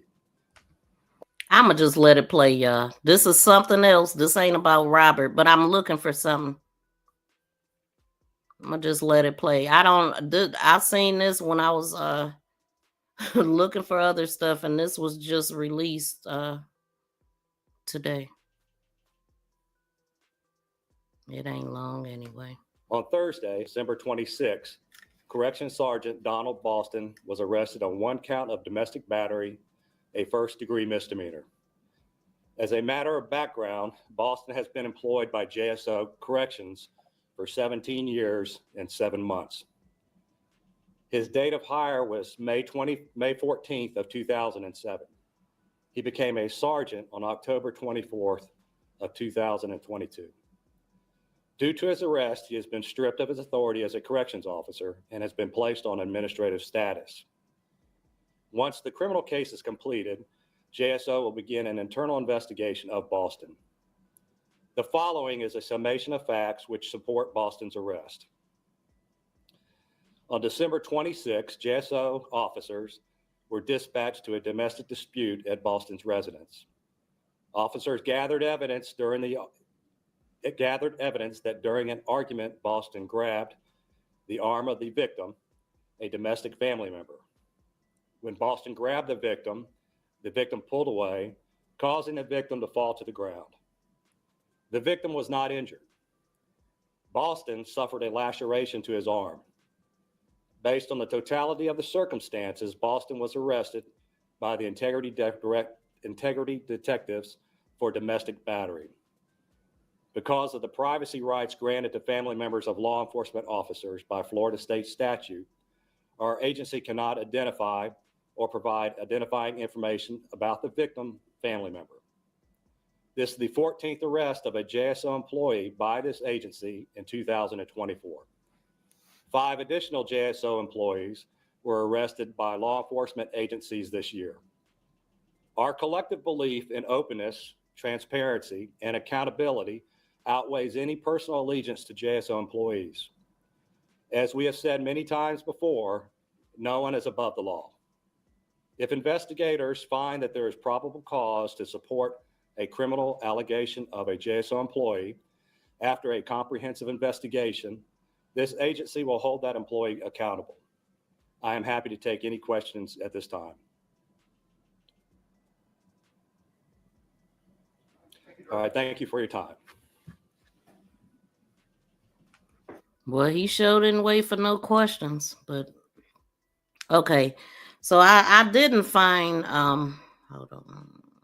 I'm gonna read this article from the God dang it, what is this mess? Get off of my phone. I'm gonna read this article from 2017, February 10, 2017, when Brooks was first arrested. I mean, because I do like to cover the full story. So because I found this. I don't know why I can't find what I'm looking for. But anyway, Robert Brooks, he was 35 when he pleaded guilty in December to felony assault first. On April 18, 2016, Brooks jabbed his girlfriend several times on Wood Hill Drive when he was confronted by 2 of his neighbors in Greece and ran away from the scene. The neighbor called the police, who tended to the victim, then located and arrested Brooks. Court papers indicate Brooks used a folding knife in the attack, allegedly jabbing the victim in the neck, chest, torso, and back, as well as her hands and forearms. Today's sentence ensures that Robert Lee Brooks was appropriately punished for the violent assault against the mother of his child, said Assistant District Attorney William Gargan. The successful prosecution of this case was the direct result of the collaborative efforts of the officers. So the Greece Police Department and the Good Samaritan who intervened to save the victim's life. I especially want to thank Officer Matthew Backman and William Police Department for their efforts in quickly helping the victim and bringing Brooks to justice. Brooks will serve an additional 4 years of post-release supervision. Now, I knew I read somewhere about an additional 4 years. Okay. And then, hold on.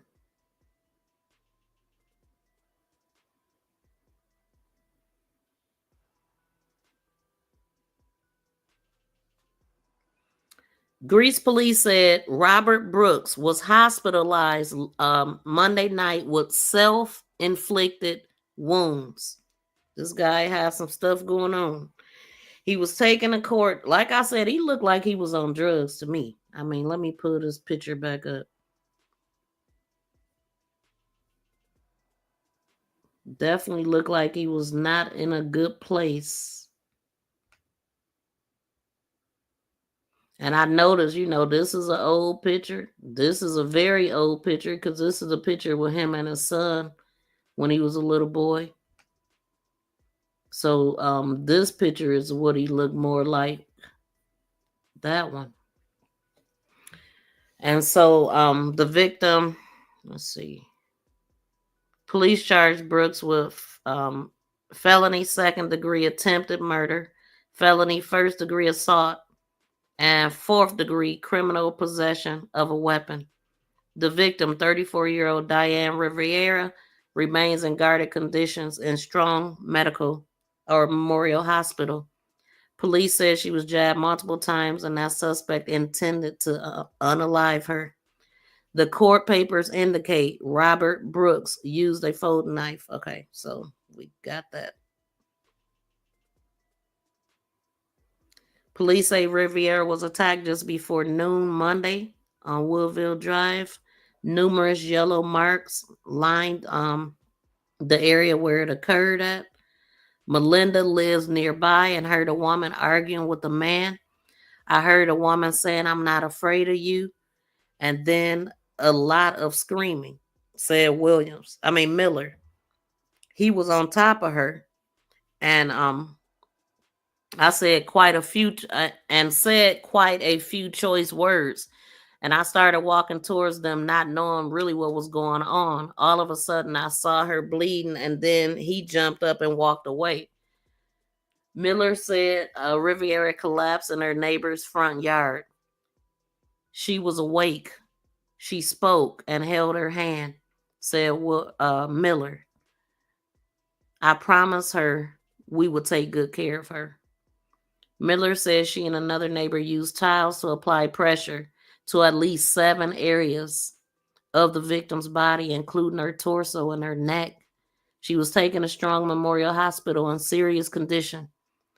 I just really hope she's okay, and I hope I can find out she's okay because it would mean a lot to me. So Greece police told 13 WHAM they had a person of interest in mind earlier Monday. They found him around 3 p.m. when another neighbor heard a man yelling for help. What? Why was he yelling for help? But he was in a sort of a wooded creek area that is directly behind or in close proximity of the location, says Sergeant Gerard. He was located there. And then Brooks was arraigned and remanded to the Monroe County Jail on a $200K cash or bond, and he was scheduled to appear in Greece Justice Court April 22nd of 2016. And here we are, December 2024, and all of this stuff is what happened to him. Yeah, it was a horrible, horrific thing that he did. And I am the last person that respect a man who put his hands on a woman because my best friend and my first cousin was murdered that way. And I don't like men like this. But he got his time. He was doing his time, and he deserved to do his time and go home. These bastards did not have a right to play God, jury, and executioner. Well, Greece police say a fight led to the stabbing of a woman outside her home yesterday. Diana Rivera is in guarded condition with multiple stab wounds. 34-year-old Robert L. Brooks is now facing charges of attempted murder. Police say the couple are the parents of a teenage son. Patrice Walsh spoke to the victim's family today and joins us now from the newsroom with more on that. Patrice? Obviously a difficult time for them. Rivera's family is with her at the hospital. Police tell us the couple had a fight, but they tell us they can't determine the motive for this until they can speak to the victim, which right now isn't possible. This stabbing happened outside the couple's home in Greece. Neighbors tell us they heard screaming and saw Diana Rivera running away and a man chasing her. And all of a sudden I saw her bleeding, and then he jumped up and walked away. Melissa Miller says she stayed with Rivera until help arrived. You know, she was awake. We spoke. I held her hand. You know, promised her we would take good care of her. Court papers indicate Robert Brooks stabbed Rivera with a folding knife multiple times, causing wounds to her neck, chest, torso, back, hands, and forearms. Police say he intended to kill her. It was not a random attack. This was people that knew one another. Well, Greece police say a fight led to the stabbing of a woman outside her home yesterday. Diana Okay, so I got some of the information. Some of her immediate changes include directing DOCCS Commissioner Martacello to appoint somebody as the correctional facility superintendent, Benny as a new permanent superintendent for Marcy Correctional. Superintendent Thorpe has spent more than two decades working in corrections, including a leadership role. Okay, so expediting 400 million to install fixed cameras. I told y'all they did not have no cameras at that infirmary. That's why they like to do it there. It wasn't none in that room, and it wasn't none on the walls outside. That's why they were so comfortable doing that, and that's why they want to spend all this money to do it. So expediting 400 million in install fixed cameras and distribute body cam worn cameras in all DOCC facilities. Governor Hochul has already committed to over 400 million for this initiative, which was already invested millions of dollars in cameras across the system. What do the cameras help save or do it solve? Well, it's solved because we can see it, but even when you can see it, these bastards get fired and ain't even in jail yet. If it was me or something, one of y'all, we would have been locked up. The same body worn cameras that were critical in capturing this horrific assault on Mr. Brooks. So, at the governor's direction, Mascucello has already expanded the policy for activating body-worn cameras whenever a staff comes in contact with incarcerated individuals. And when they don't, what they gonna do about it? According to DOCCS, they should be arrested. You know how they steady make harder rules for criminals, right? Well, they need to quit softening up on these bastards that's held at supposed to be at a higher standard than they are. They are treated at a higher standard than the average person, but they can get away with murder. And they steady talking about cameras. The cameras ain't the damn problem. These racist cops they keep on employing is the damn problem, and the whole system is the problem. So anyway,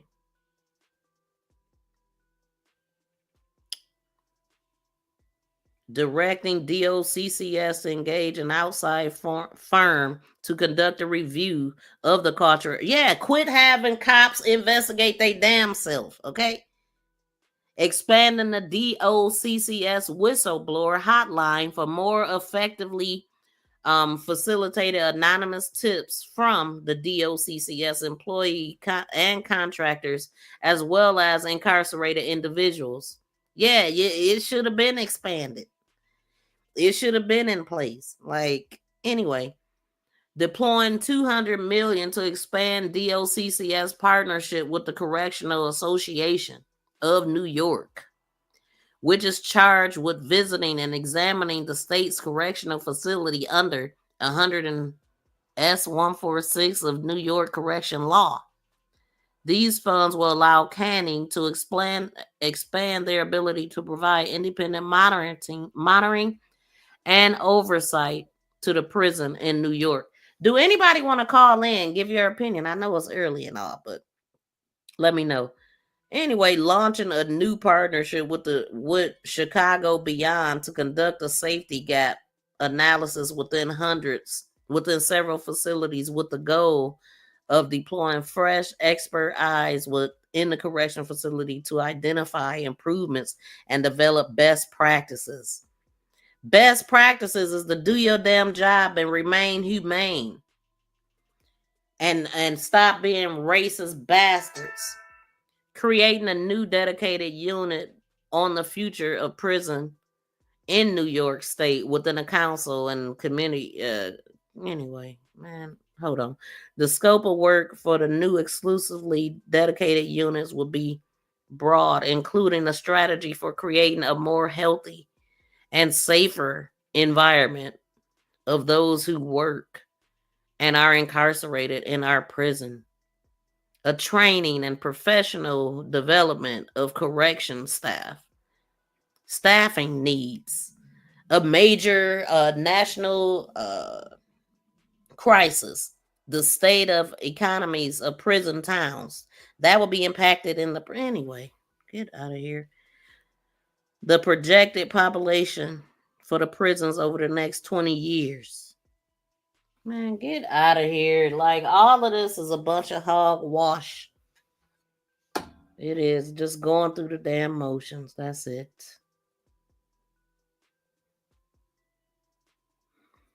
So, New York Attorney General opened an investigation into the Marcy inmate testify in lawsuit. They were assaulted and battered at mid-state correction. It was definitely barbaric.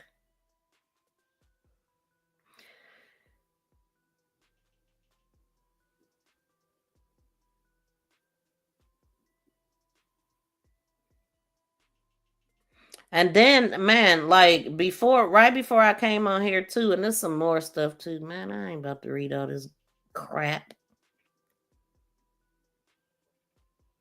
But it says begin implementing an advanced performance matrix for body-worn cameras oversight. What I really wanted to know is like how these cameras are really working, because they said that they did not know these cameras were on. I mean, they didn't know that they was being recorded.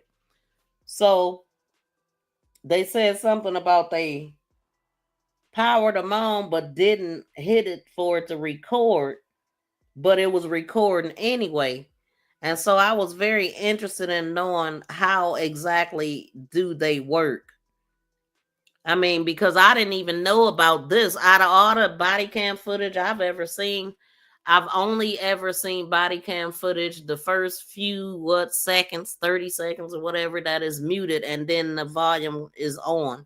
And then the other times that I know that the volume is out is because they redact it once they release it to the public and all of that kind of stuff. But I ain't never seen a body cam footage that was muted all the way through. And so that was something different. But I'm trying to figure out, how did that just happen with all of the cameras? That don't make sense to me. But they're talking about a matrix for body-worn camera oversight. A DOCCS is working closely with the department body-worn camera vendor to implement advanced performance matrix, additional body-worn camera oversight, review and audit functionality that will allow us to safeguard those states' care. And then y'all know it was recently there was a guard that was unalived, on Christmas. So and it sounded like it had a lot to do with staffing there as well, because they had minimum staff and this guy was caught slipping. I'm gonna pull that up. I mean, we talking about it. We talking about COs. That definitely just recently happened. And let's see. Expanding the requirement for senior leaders within each facility. And it's something about the senior leaders. They should be more, they know how it should be ran and all of this stuff, because some of these new people, they'll come in and change everything. But at least y'all know how it is working with people. But yeah, so a requirement for having some senior leaders on board, known as the officer of the day policy, by ensuring senior leaders are present at all shifts in every facility. I mean, they are just so freaking humane too. It was another case. It was a female who was unalived. I mean, she was in there screaming and crying for freaking help. She could not, she was sick. She ended up stripping herself and everything. Nobody helped her. The nurses, the new person that was training or off train, just this woman laid there for hours. Finally, they called the ambulance to come pick her up. It was a freaking gurney. She walked into it and collapsed right before she could lift her damn leg to get on it. That's something ongoing right now too. I can't think of her name. It's just something I happen to look at. Man, probably like a couple weeks ago, but I have seen it before that, and it's just like this inhumane treatment. I mean, they actually physically attacked. Now, this girl, come to find out, she had already notified, I think, her family and said that somebody had put some bleach in her pickle juice. So for whatever reason, I don't know why they was targeting her. But it's people that know who did it, and they chilling. Like, ain't nobody, I don't know if the girl is still locked up that did it, but it's just so much, y'all.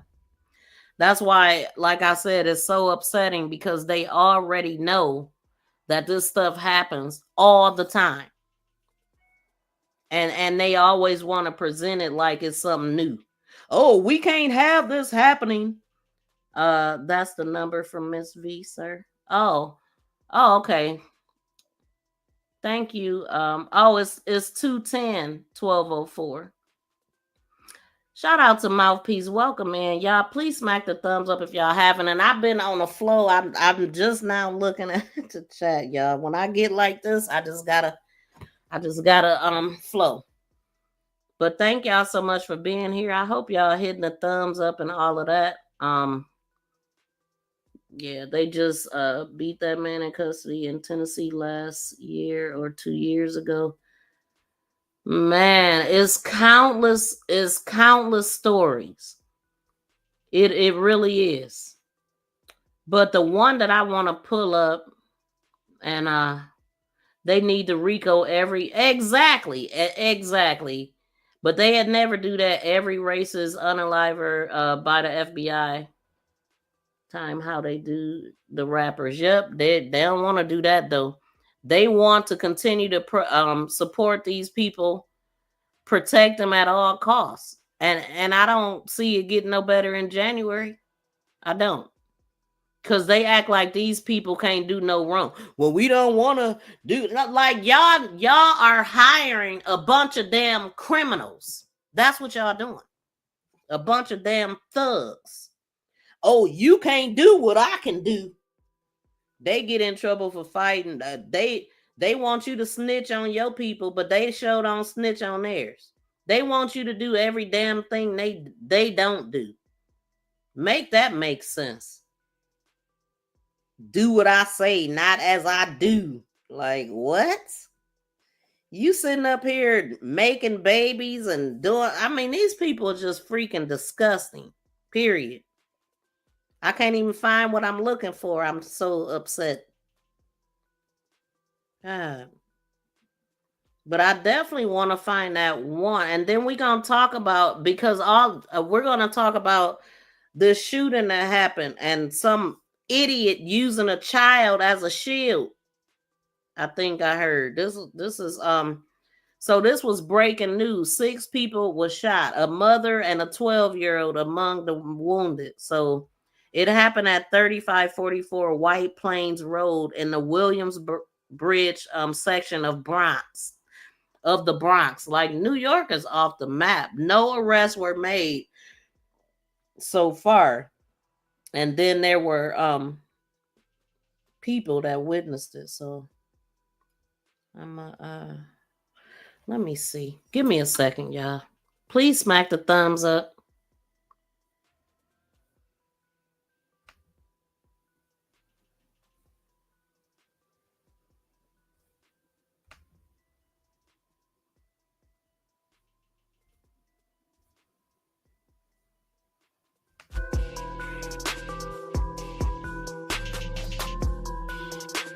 I'm looking, y'all.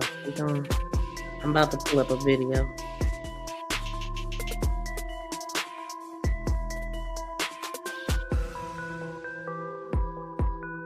Mm-mm.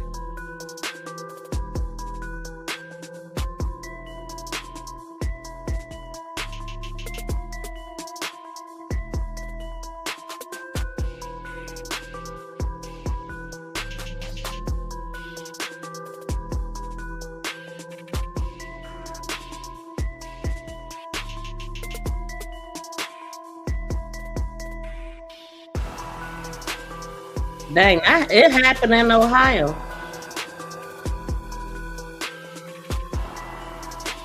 Was attacked At by an Ross. inmate. This deadly encounter raising a lot of questions. Hold on. Well, now it's 6. The death of a corrections officer inside the Ross County Correctional Institution is raising a lot of questions about. You're called upon to ask the question. Very well. 3 charges on it. Disrespect. Tonight we're getting new information on a conduct report filed by Ross Correctional Institution guard Andrew Lansing against the inmate who was accused of killing him. In that report filed on April 1st, Lansing accused Rashawn Cannon of swearing and yelling while the inmate was on a phone call. Lansing says Cannon then started swearing at him and other inmates gathered around both of them. Lansing says he told them to step away. Cannon was then allowed to finish his phone call, placed in handcuffs, and escorted out. He was eventually found guilty by the Prison Rules Board of disobeying a direct order. This was one of 11 conduct reports filed by guards against Cannon a little more than a year into his prison term. Cannon is now accused of killing Lansing on Christmas morning while Lansing was on duty in a guard shack.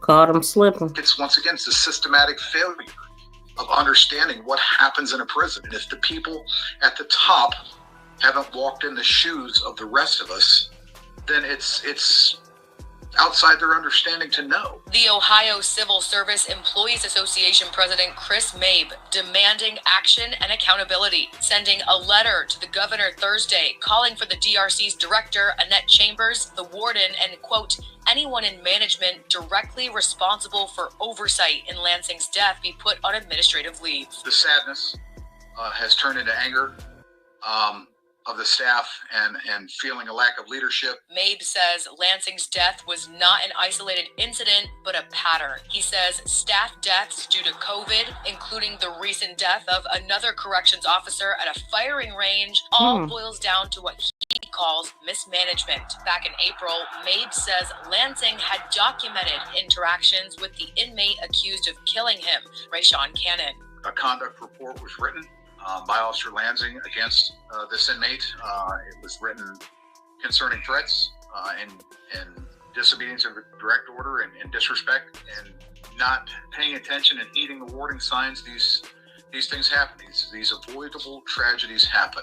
Mabe added that Lansing might still be alive if the department had a better handle on staffing, better pay, and better monitoring of drug use and violence. We can't normalize the things that happen. We can't just say, it's a prison, these things are going to happen. That is not an acceptable answer by any means. We can do better, and we must do better. Mabe says between staff members being off or vacancies, Ross County Correctional Institution is short-staffed by at least 40 officers, and that many who were working Christmas Day were likely working overtime to help cover those shortages. On your side this evening, I'm Stephanie DeBray, Fox 28. So that's pretty much what happened with that, but I'm gonna still put.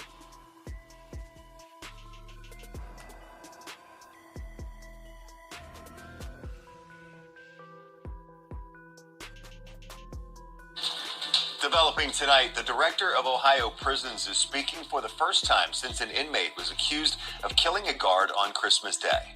Oh, dude. My heart goes out to the Lansing family. They're in my prayers. Well, The director getting emotional during her news conference today. All of this is happening as the officers union is calling on her and the warden at the Ross Correctional Institution to step down. 10 TV's Carla Roger is live at the ODRC headquarters tonight. Carla, let's start first with what you're learning tonight about the deadly attack. Yeah, well, Doug, you can see the flags are lowered here at the headquarters behind me. And as you just heard, Director Annette Chambers-Smith was emotional today as she talked about Andrew Lansing. She says he volunteered to work overtime on Christmas so that others could have the holiday off. 62-year-old Andrew Lansing had worked at the Ross Correctional Institute from 1994 to 2007 and returned in 2013. Chambers Smith says he was working in the yard inside a guard shack when inmates were heading to lunch. She says inmate Rashawn Cannon veered away from going to the dining hall, found Lansing in the guard shack, and killed him. She couldn't share how, but says Cannon did not use any weapons. A report we just received from the State Highway Patrol says Lansing had severe head trauma and suffered a brain bleed when he arrived at the hospital. The ODRC director confirmed Lansing had filed a conduct report for Cannon in April, accusing him of disrespect, threats, and disobeying direct orders. She could not comment on the details of that report or if it was connected to the attack on Christmas Day. The president of the union that represents correction officers expressed concern about the staffing in the prison. Chambers Smith says Ross County is short about 40 positions, but says they were sufficiently staffed on Christmas. Every post that was supposed to be filled that day was filled. How it compares to their normal schedule, I don't have that level of detail here, but I can tell you that I've been in contact with the warden regarding this matter, and he did let me know that, yes, their staff, they started their shift with all the staff present that they're supposed to have, and that's because, I think it was like 8 people volunteered to work overtime. So, Carla, what did the director say about the union's calls for her and the warden at the Ross Correctional Institute to resign? Yeah, Doug, she says she understands that there's anger and she understands the union's position, but she didn't comment any further. Now, the Ohio State Highway Patrol is investigating the death. Live in Columbus, Carla Rogner, 10 TV News. Set aside for today. Very, very interesting.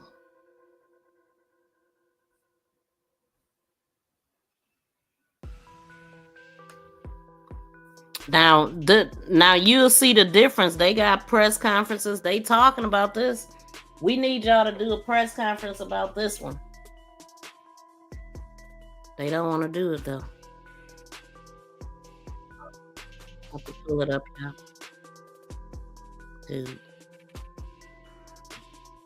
Seriously. Wait a minute. Okay, yeah, we want that one. Thank y'all for being patient. Please smack the thumbs up. Subscribe to the channel if you have not.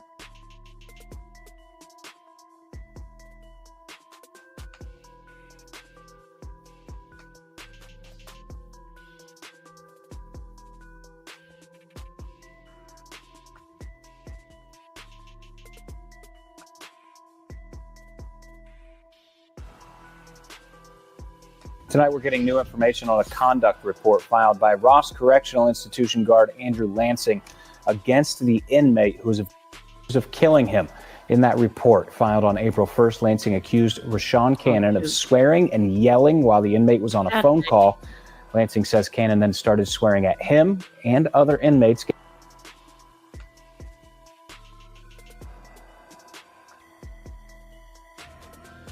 Let me move this video.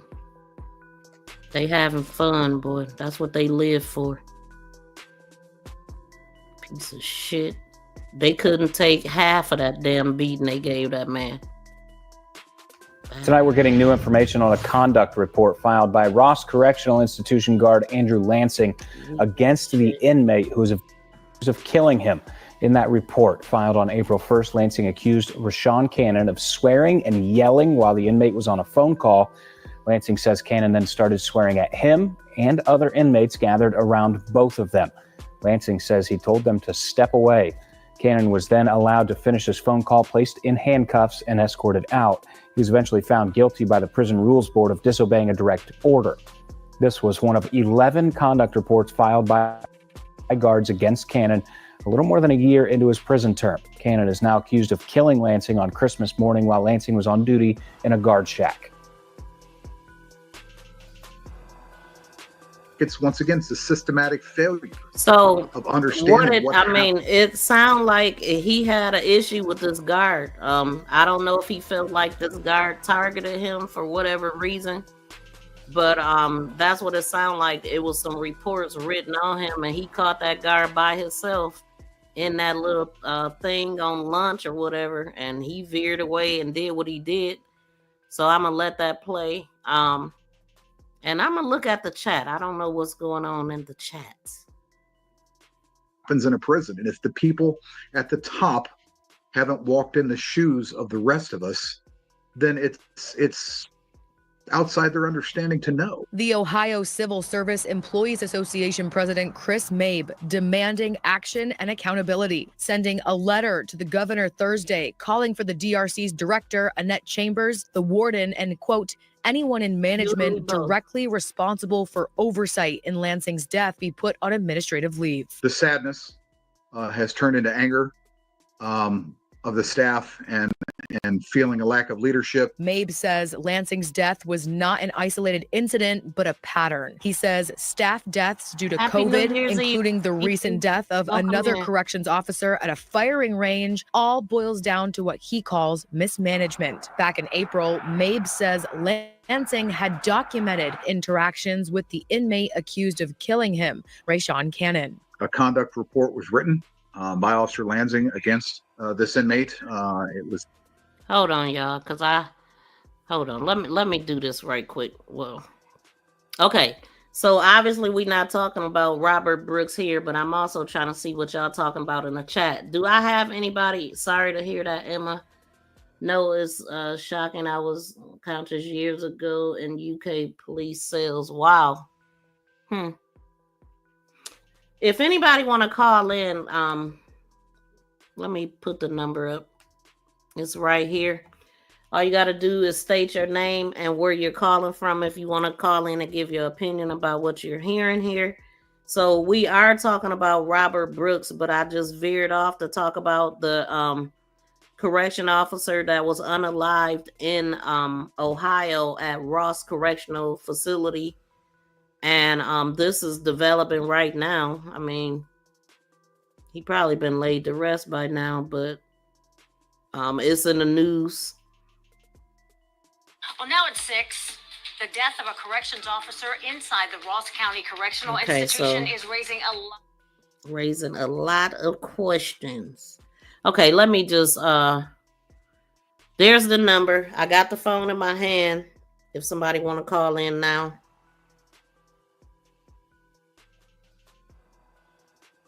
The ringer is on. I gotta call us. Okay, it rang already when Street called.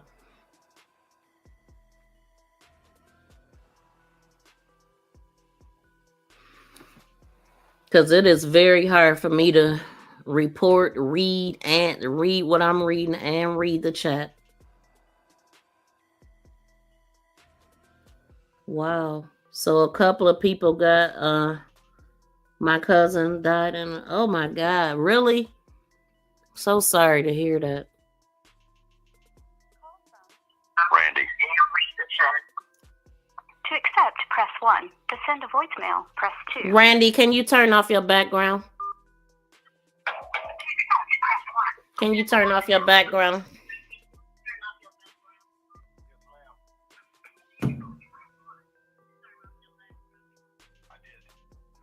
Mic check. Okay, I don't hear myself now. Hey, Randy, where you calling from? Illinois. Okay, Chicago Burbs. All right, thanks for calling in. What did you want to say?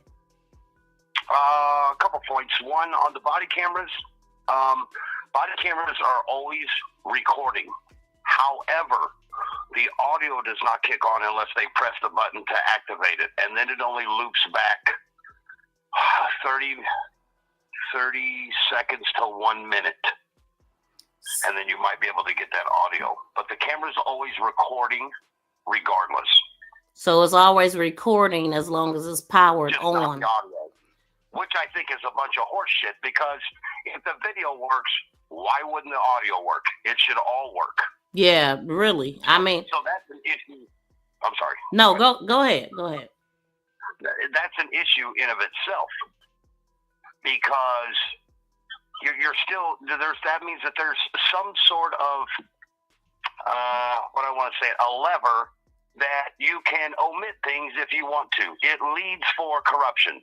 So, I agree. Yeah. So if I have the video of me and a cop going at it back and forth, but he says he's, says something really detrimental or tries to do something to me. But then when we're in court, you can't hear that. You can just see what we're saying, but he can say he said whatever he wants to be heard to the court, not what was actually freaking said.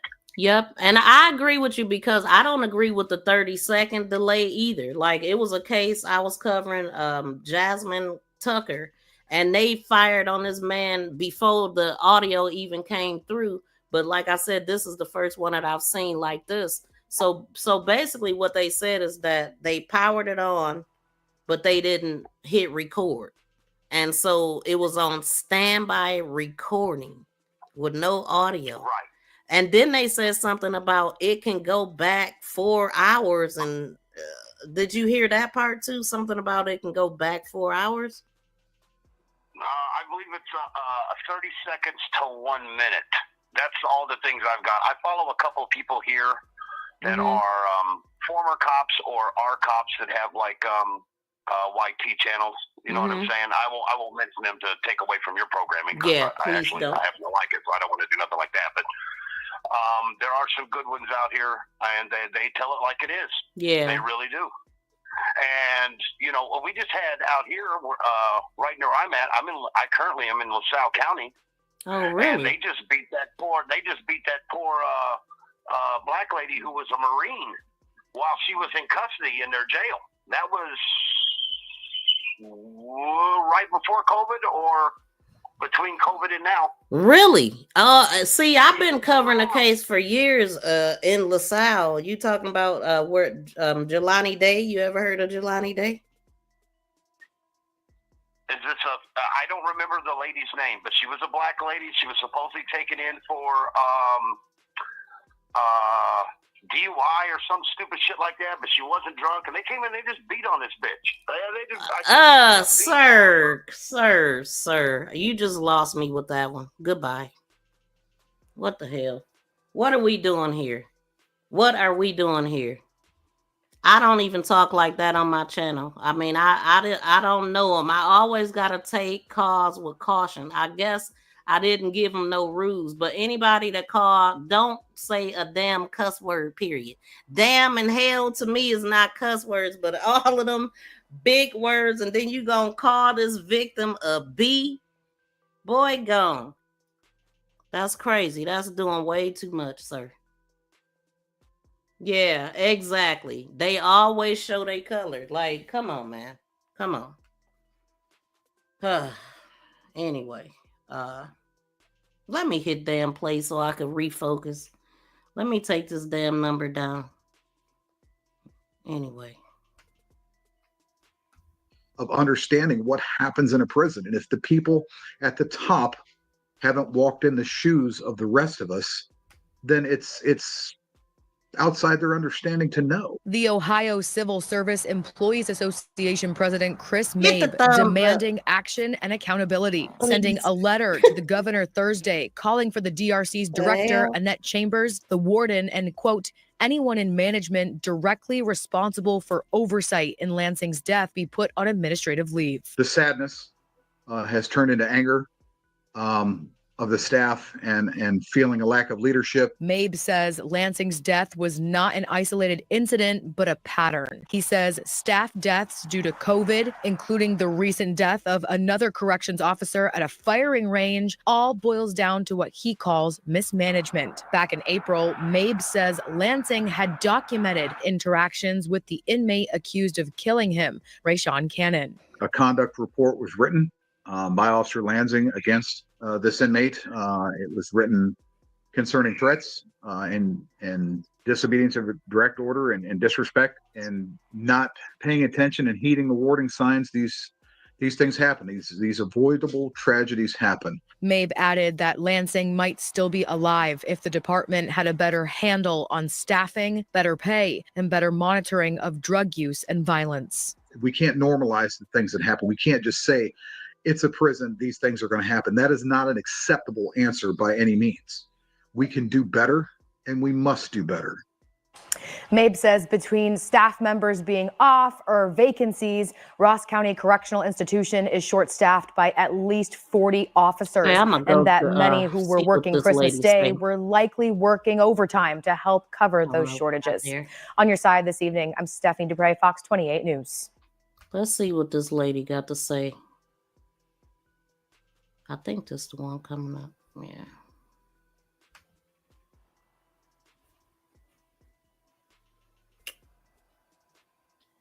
Come on, man. What the hell? The Department of Rehabilitation and Corrections on Christmas. We ain't listening to Good all afternoon, this. Just a little bit. everyone. Thank you for joining us for today's media availability. Okay. This session will be recorded. We have about 30 minutes set aside. Why we don't have this for Robert Brooks yet? We want to know what the hell going on for today, and limited time for questions. So please be considerate of others' time and try to only ask one question. Mm-hmm. Everyone in the session will be muted unless you're called upon to ask your question. If there are remaining questions when we conclude and you feel your question hasn't already been answered, please feel free to reach out to us directly. We will begin in just 1 minute. A little bit of the logistics. Coming here today. Wait, who is she? Director, I will turn it over to you. She a director. Good afternoon. Coming here today to talk to you about a horrible tragedy that happened at the Department of Rehabilitation and Corrections on Christmas Day. Mm-hmm. Andy Lansing, a longtime correction officer of Ross Correctional Institution, was brutally murdered by a person under supervision of DRC. I cannot tell you how horrible the impact of this has been on his family and on the department and all the people who work here. This is the ultimate sacrifice, the staff member. Now the sad part about this too, this guy actually he actually came in to help people that wanted to be off. He came in and grabbed the overtime for people, and it do sound like they was understaffed too. But I also wonder if this guy has any complaints against him. You see what I'm saying? Besides whatever issue he had with the guy that unalived him for reporting him or whatever, you know. And so let's continue. Is their life. And Officer Lansing was pure and good and solid. He trained new staff. He was professional. He always had a ready smile. There's no one that I've talked to that has a negative word to say about him. And he was always engaging. He was a father. He was a husband. And all he was trying to do was his job, and he did it very well. The Ross Correctional Institution is a high security prison. It's a difficult work. I would say that the work done in high security prisons in this department, I got family in there too. In any institution really, is far more dangerous than what their law enforcement Shout out peers to do Gab. on Welcome the street. in. We are working in places and having experiences that average people do not have. I know that the only thing anyone wants to do at the end of their workday is go home alive and safe back to their family. And unfortunately, Andy Lansing did not get to do that on Christmas Day. Inmate Cannon, who did this, is just pure evil. Exactly, mouthpiece. I want to thank all of the people from the prisons that have been going to Ross Correctional Institution to help them in their time of need. We appreciate during these times that everyone can come together as a team and help. I'd like to answer any questions you have to the best of my ability. Mm-hmm. Thank you, Director. Your first question is from Carla Rogner at WBNS. How did it happen? So my question is, the threat that was made that the union reported, was it directly towards Andy Lansing, and how was it made?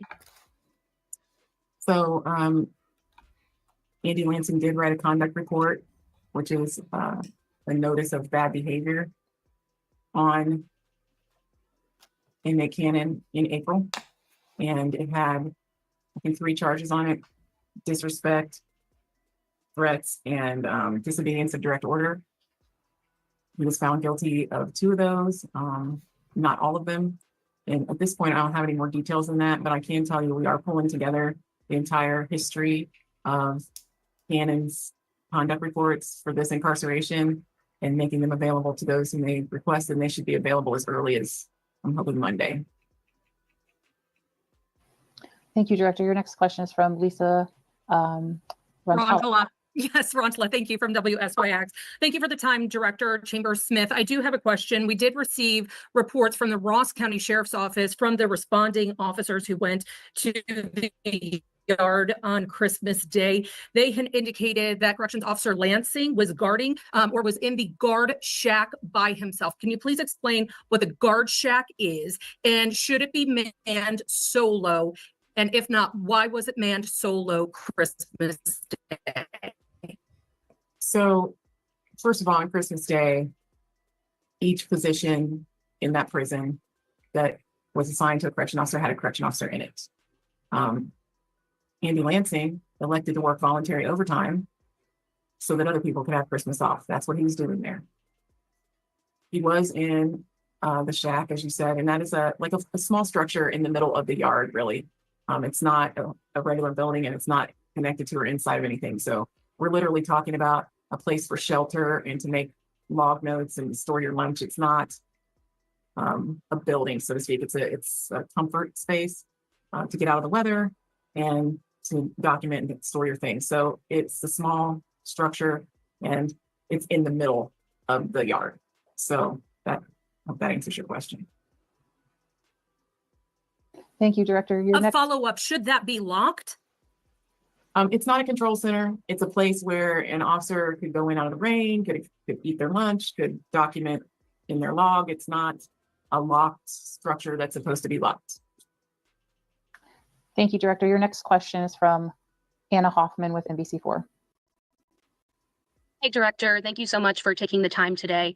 We've been told about staffing shortages at the Ross facility, also at facilities statewide. You also just mentioned the conduct report written by Officer Lansing directly about Cannon. So did the staffing shortages have anything to do about why they were there? Were there any reason for the two to be separated following this conduct report? Are they normally not together? That's a lot. Try to unwrap it. So normally there would be movement going to the chow hall at this time of day. So for example, Cannon's unit was released to go to the dining hall, which is why he was on the yard. He veered away from going to the dining hall and instead went to where Officer Lansing was working and attacked him brutally. There are staff shortages at the department. Statewide, we have an 8% vacancy rate. At this prison, it's a little over 11%. For about at least a year and a half that I'm aware of, Ross Correctional Institution had no vacancies. And then when we created extra positions for death row and a couple of security positions that the warden requested, as well as opening up a housing unit that had previously been closed, that created a 40-person shortage. At this point, there are 19 people who have start dates for that prison between now and January 21st. I just don't think the prison became fully staffed again after the additions that I just talked to you about. But Ross Correctional Institution has traditionally been a prison that's fully staffed and actually had a few extra officers on.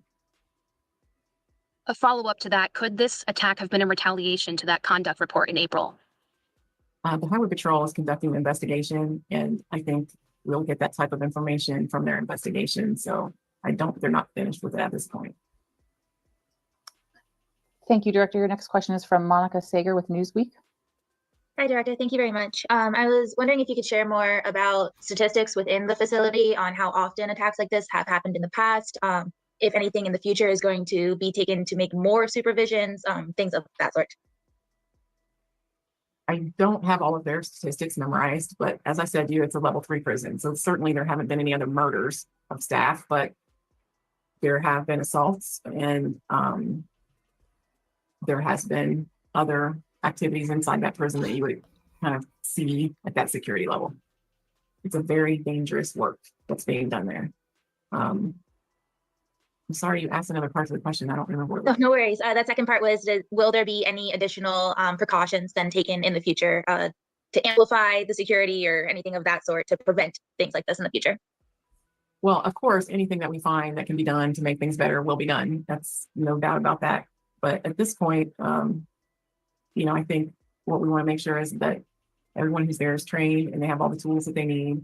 And these that people we be look knowing at what they whatever the supposed to findings do. of the Highway Patrol are and the subsequent administrative investigation and address them all fully. Thank you, Director. Your next question is from Stephanie at Channel 6. Hi, Director. Thank you for your time today. I want to ask you a question regarding the Civil Service Union sending a letter to the governor, Governor DeWine, yesterday, requesting that yourself and the warden be put on administrative leave while this investigation into Officer Lansing's death continues. Do you have a comment to that? I understand anger. I understand the need to make sure that this never happens again for anyone who works here. I understand the union's position. And I do have a follow-up to that. The union is. All righty, we're gonna get back to what's on the thumbnail.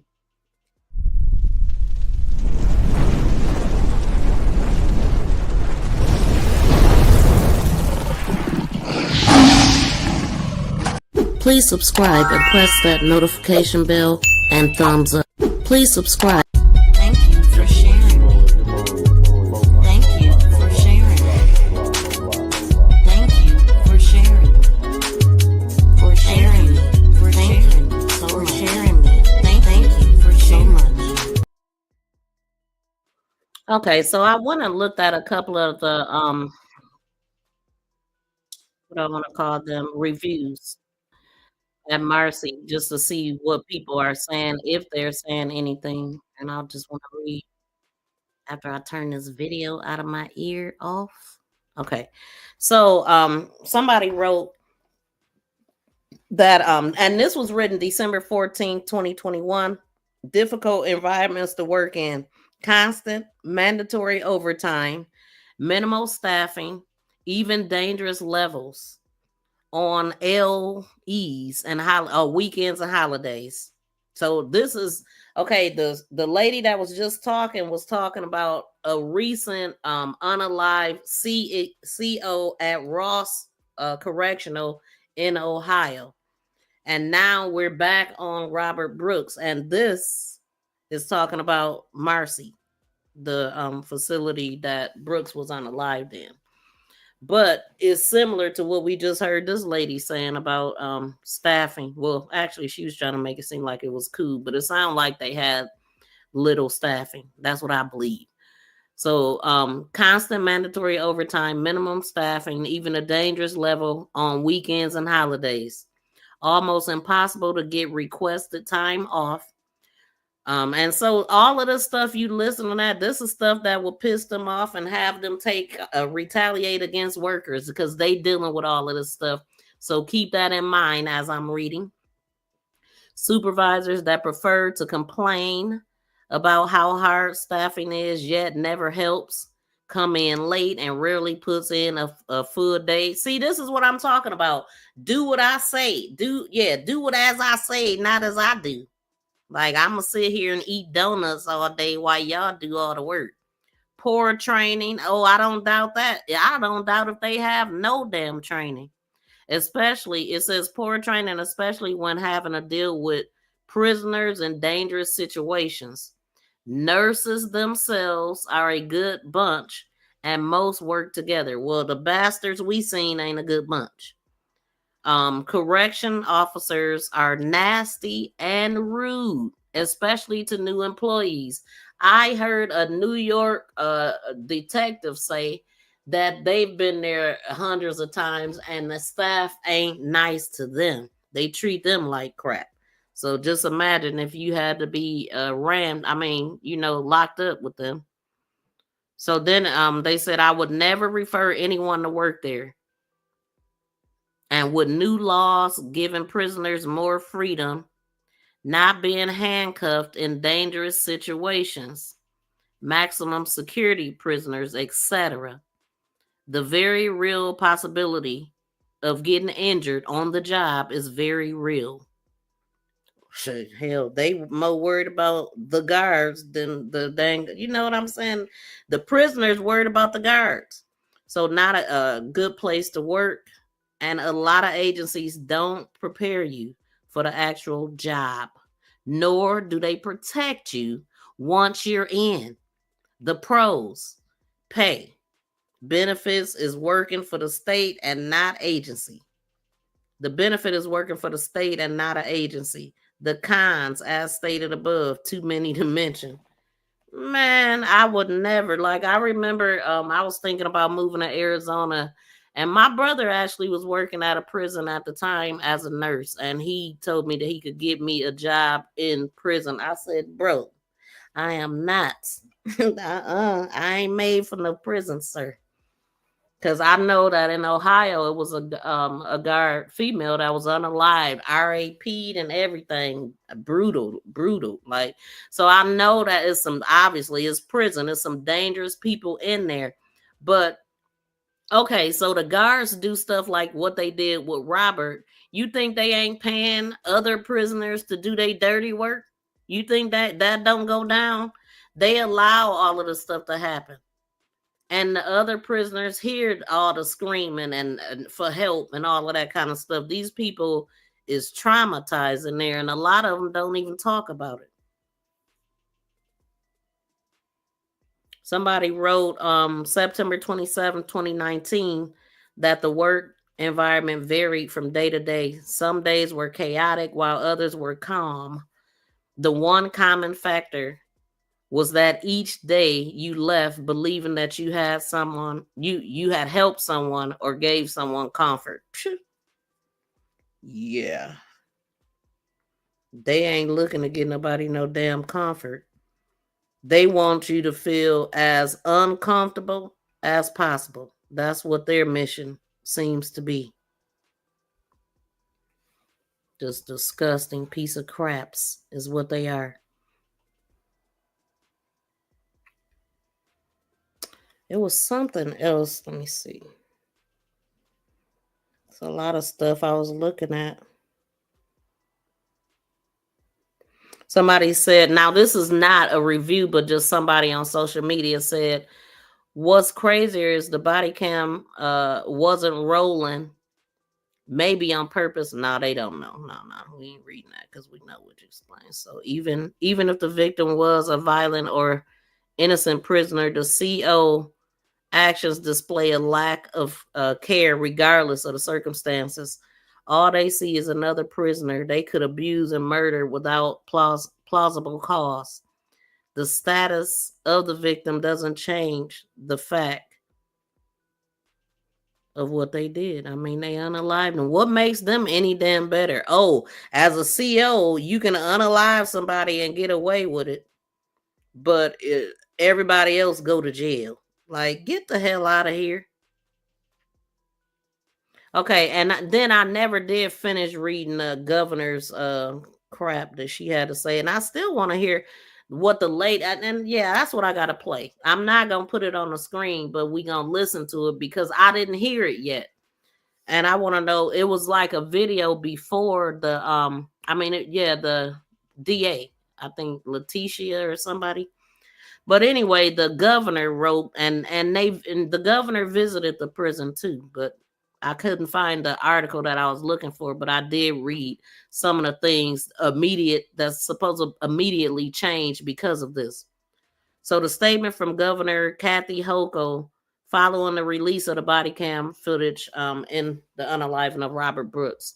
Like all New Yorkers, I was outraged and horrified after seeing the footage of the senseless killing of Robert Brooks. I have been clear that it is the responsibility of the New York State Department of Corrections and community supervisors to provide appropriate care and protection for those in its custody. And I would not tolerate anyone who violates the responsibility. That is why I ordered an immediate and full investigation into the death of Robert Brooks and further directed DOCCS Commission Martucello to begin the termination process of the 14 individuals who were involved in his fatal attack. The state of New York has zero tolerance for individuals who break the law. Yeah. And I am committed to holding everyone accountable, fully accountable. Once again, I want to offer my deepest condolences to Mr. Brooks' family and loved ones as they grieve this tragic death. I am grateful to the Attorney General and her team, our state police, and everyone working to ensure justice is served. Anyway, let me find the video of this lady because I didn't hear what she had to say. But I didn't even like how she was talking. Like, girl, knock it off. Yeah. Let's see. Tish James is happening right now, so we're gonna listen in her, for a little Letitia bit. Stay with us. James. He was handcuffed with his hands behind his back. He was pronounced dead at Wynn Hospital in Utica on December 10th. He was dead before he left that I do informant. not take lightly the release of this video, especially in the middle of the holiday season. But as Attorney General, I release these videos because I have a responsibility and duty to provide the Brooks family, their loved ones, and all New Yorkers with transparency and accountability. My deepest condolences go out to Mr. Brooks' family. Under New York law, my office investigates every case in which an officer of the law, including a correctional officer, may have caused the death of a civilian. On December 16th, my office announced that it had opened an investigation into Mr. Brooks' death. As in every case, the attorneys and investigators in my office are conducting an exhaustive review of the facts and the evidence. As Attorney General, you have my word that we will use every possible tool available to us to investigate this death thoroughly and swiftly. As part of the investigation, my office obtained video from body-worn cameras that 4 of the correction officers were wearing at the time of the incident. The 4 officers had their body-worn cameras powered on, but did not activate them. So their cameras were recording video in standby mode without recording sound. My team met with Mr. Brooks' family earlier this week, and they viewed the footage. These videos are shocking and disturbing, and I advise all to take appropriate care before choosing to watch them. We are releasing 8 videos today from 4 officers' body-worn cameras. 4 videos, one from each officer, that each run for the full 30-minute length of the standby mode recording, and a second version of the same 4 videos, which have been cropped to show only footage involving Mr. Brooks and the interactions between the officers. Again, taking caution before viewing.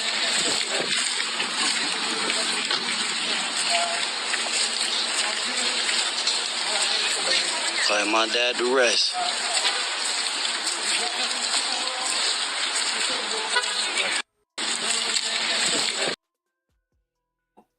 And the conduct of these officers should not reflect poorly on the work and professionalism of the countless correction officers and correctional facility nurses throughout the state who go to work every day to protect and serve those in their care.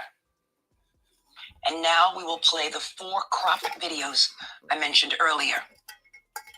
And all 8 videos will be available on our website shortly. Thank you.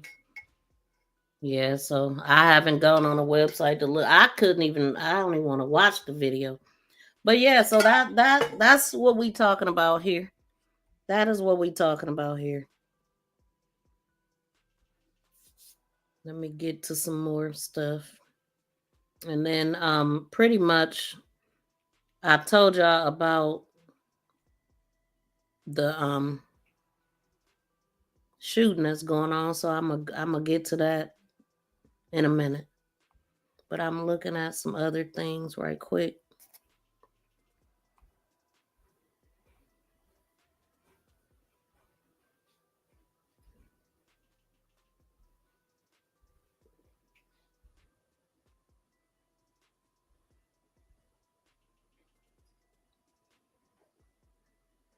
Pull this up so I can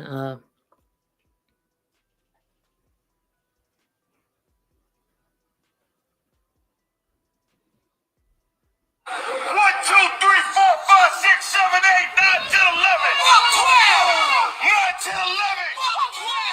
9, 10, 11. Fuck each and every correction officer and police officer in existence. Say his name. Say his name. Say his name.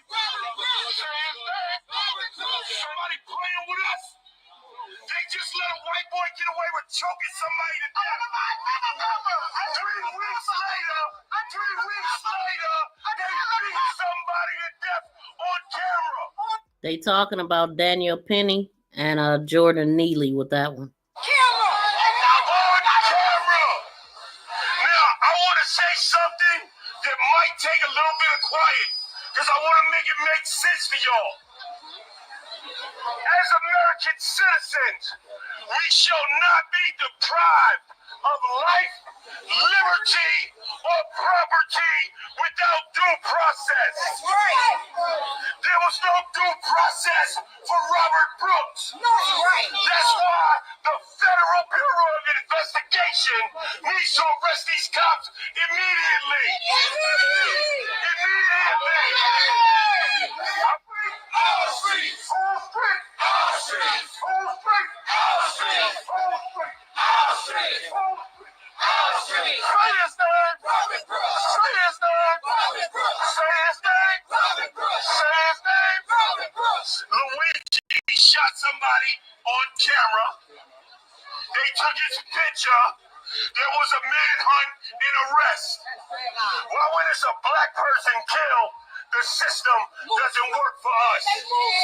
Because this Constitution doesn't work for us. These politicians don't work for us. This system doesn't work for us. Talk about it. That's why we gotta take our destiny into our own hands. Our own hands. We gotta defend ourselves. Your brothers and sisters who are behind the wall are warriors. Warriors don't say kumbaya. Warriors do warrior shit. Warrior shit! Robert Brooks. Robert Brooks. Robert Brooks. Robert Brooks. Say his name. Robert Brooks. Say his name. Robert Brooks. Say his name. Robert Brooks. Say his name. Robert Brooks. Say his name. Robert Brooks. Say his name. Robert Brooks. Say his name. Robert Brooks. Okay, so we're gonna go on to the next topic because I just told y'all about a woman who was and this actually, she was unalived in a prison. Well, she died. A Louisville woman died a slow, painful death in custody of the Jackson County Jail, crying out for hours until she was too weak to form words, and the only sound she could make were groans. It's sickening what they did to this lady. So we gonna tune into this one. And so I do hopefully these bastards will be arrested like any damn body else. Like, I don't even know why we even talking about this. That's the upset part, you know. We gotta shout, yell, scream, have protests to get them to do their damn job. It ain't nothing to investigate. It ain't nothing to think about. It's nothing to look at. Just lock their ass up, just like you would do any freaking body else, because what they did was murder. And they ain't no different than any. I'm talking about, they are worse than the worst gang members of the hood. You ask me. They're worse than the people they are guarding. Hold on, and we gonna get into this because this is ridiculous what happened to this lady. And this video actually was posted 11 days ago. So this is going on right now. Her family don't have justice, and they don't know why this happened. But we'll get into it. Like I said, she had called home, and it's something about somebody had poured bleach in her pickle juice. So somebody there had a problem with her for whatever reason. And the girl, she was only in there for shoplifting or something minor. You know, she really probably shouldn't even been in there like that, but I don't know the exact details, but we gonna figure that out before we end today. I cannot end this without talking about this woman. Because it ain't just the men that this stuff happened to. It also happened to the women. Louisville woman who begged for help for hours before dying in the custody of the Jackson County Jail. She'd been locked up about 2 months, arrested in May of 2021 for shoplifting and a miles-long police chase that started at the Outlet Mall in Columbus, Indiana, and ended in a crash on I-65 in Clark County. For the first time now, we hear from jail employees there as she was dying.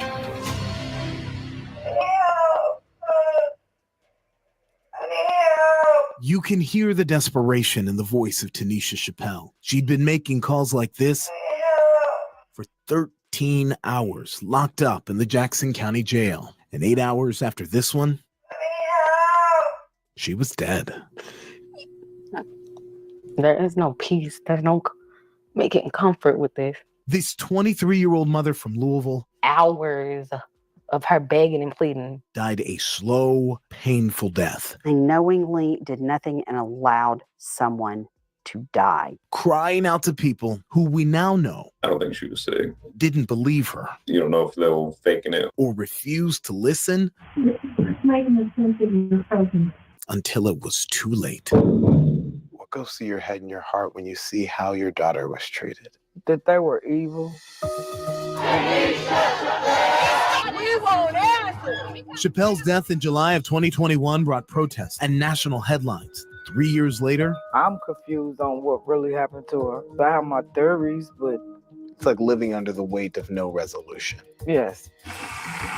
WDRB reviewed more than 20 hours of depositions from jail staff under oath.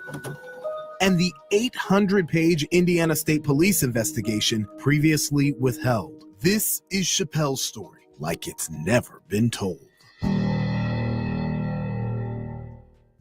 She kept saying she was vomiting blood, and the nurse said we need evidence of the blood. The depositions we obtained reveal several missteps. I mean, I don't know what you want me to do unless you're talking up something crazy. Between 8 at night and 3 in the morning, July 15th into the 16th, Chappelle asked to go to the hospital at least 6 times. Guards kept coming to her cell. I said, if you see blood in there, let me know right away. But when one of them did see blood around 2:30 a.m., you went and told that to Scott, right? Yes, sir. The sergeant claimed he was never told. Were you advised that Tanisha Chappelle was throwing up blood? No, I was not. Jail policy requires staff to call a doctor when an inmate vomits blood. They didn't. Had it been your call, you would have had her taken to the hospital, right?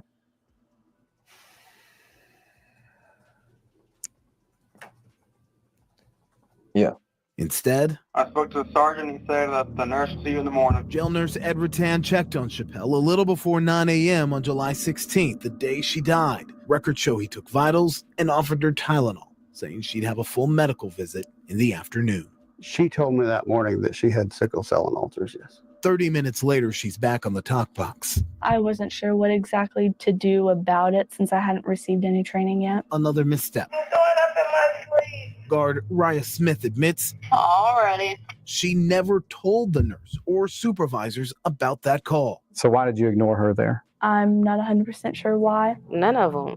I feel like none of them did what they were supposed to do. Late morning, Chappelle collapsed in a day room wearing only underwear covered in feces. Do you not see we got a naked lady on the floor in here? Inmates tried to sound alarms. Officers put her back in her cell. As her cries grow weaker, soon she's incoherent. Jail staff eventually moved Chappelle to a room for monitoring, naked, wobbling, fading. She falls and hits her head on a bunk. What's wrong with you? I feel better. You feel what? I feel better than I just want to feel better. This is when they finally acknowledge she needs medical care. But she lays there 40 more minutes. I didn't realize that she was unable to dress herself. The nurse won't go in the cell. Possibility of accusations. Not going to enter her. If she doesn't have any clothes on, I'm not going to go into the cell by myself. You had a Vigil! He sends 2 female guards in. Come on, you gotta get dressed. I can't get you any help until you're dressed. They won't help her get dressed either. This is just making a sense that you're faking it. So if you're not going to get up and get dressed, they're going to leave you alone. You need to sit there and just suffer. When EMS finally arrives, Chappelle props herself up on a wall, staggers to the gurney, look at this, y'all. and falls. She was dead at Look at Schneck that Medical shit. Center 2 hours later, 5:42 p.m., July 16th, 20 hours after she first called for help. Yeah, that's what happened to her. They don't give a damn, man. They don't care. This kind of stuff happen in prisons all the freaking time. Wait, hold on, because I took it down too quick. Hold on, let me pull this back up. It ain't over. But let me just pull it back up. And then I'm gonna read some of this article. And they refuse to charge anybody, fire anybody, do anything about this.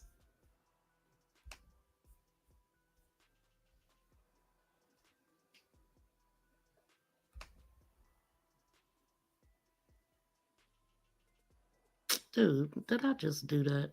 Hold on.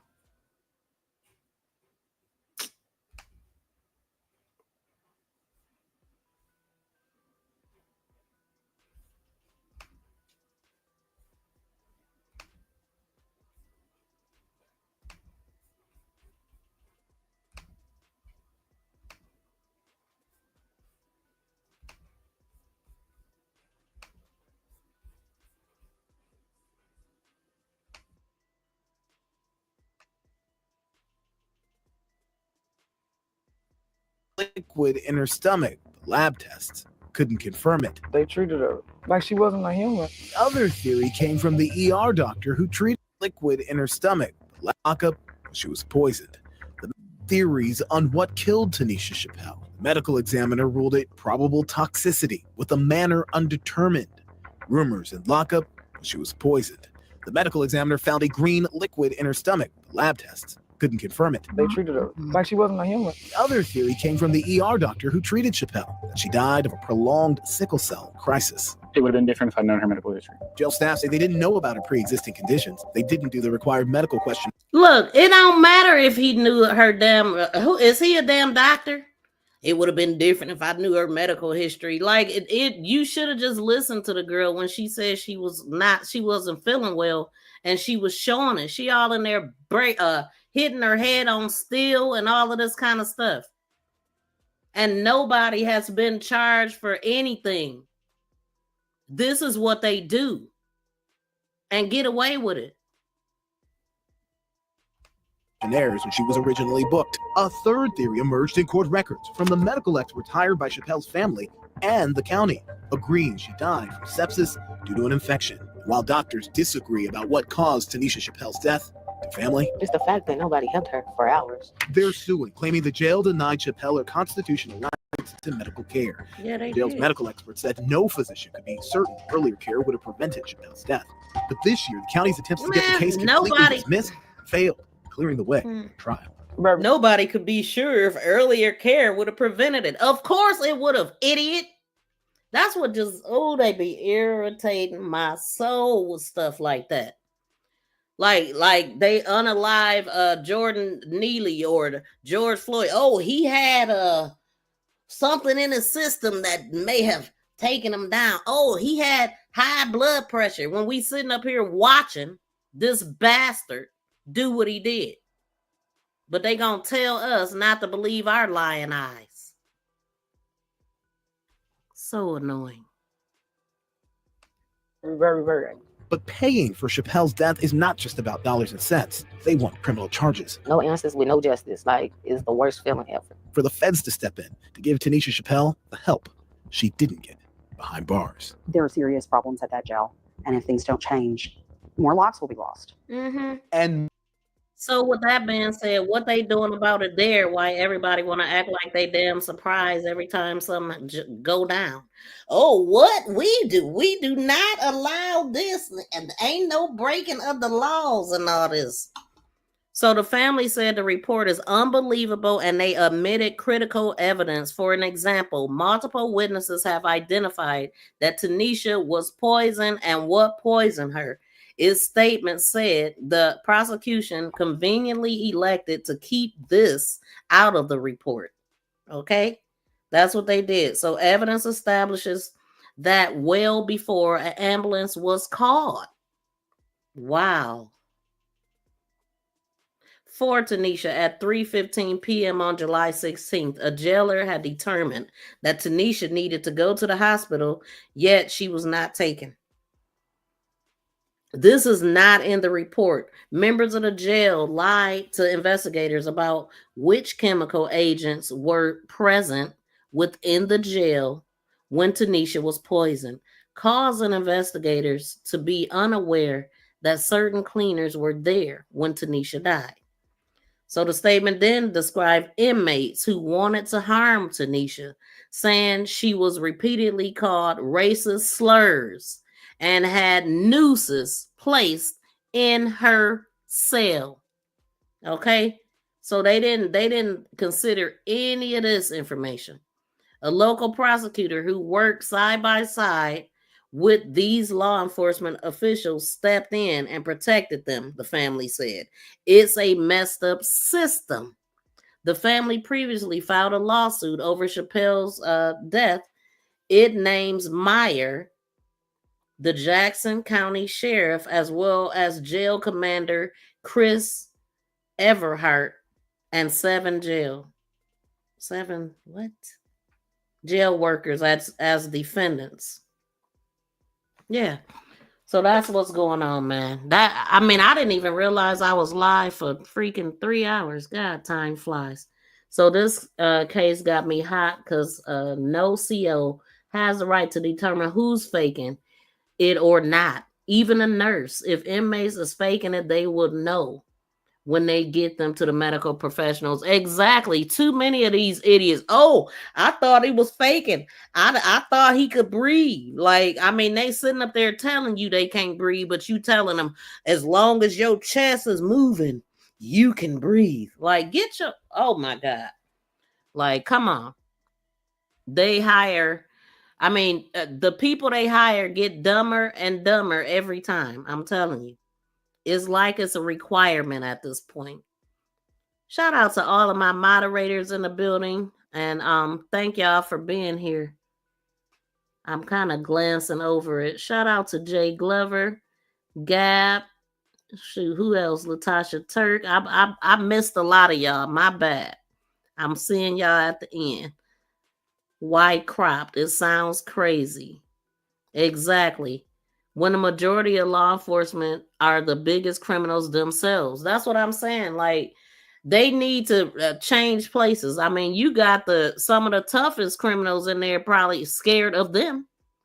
And then just think how they can manipulate everything. If they're doing this, what else are they doing? Are they also bringing in the contraband? Are they also linked up with the what are they called? The Aryan Brotherhood? And are they ordering hits on inmates? And then, because if you already in prison doing life, it ain't hard to get somebody touched in there if you know somebody or you got a lot of clout with the COs and all of that stuff. People with all this clout with these COs, they paying them off. These people ain't making, I guess they might make more than a regular patrol cop. I don't know. Because I remember it being said, that the pay is good, but all money ain't good money for me. I would never want to be in no prison. And I mean, it's studies that can be have been done that a lot of these people turn into the same folks that they doing. Just like when you sell drugs, you become your best customer.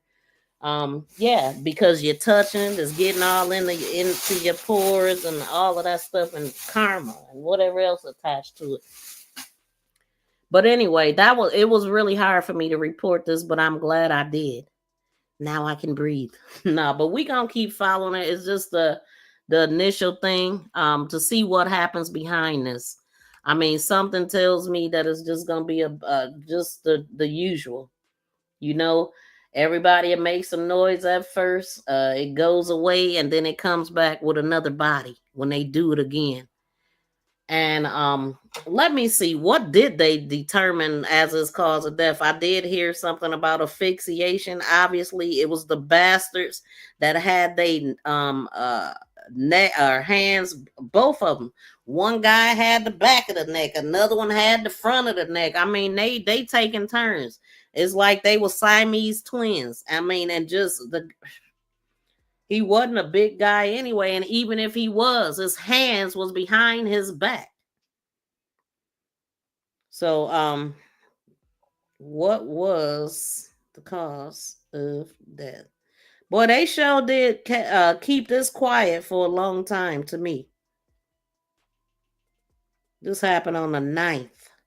Robert, hold on, Brooks.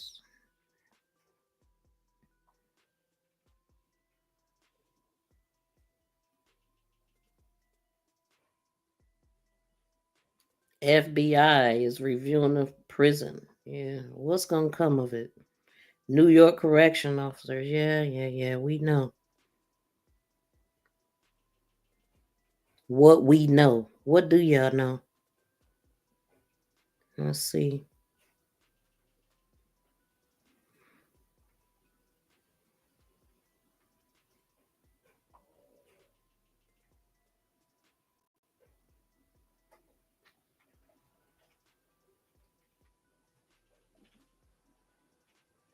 They talking about all this mess. What video show? Anyway.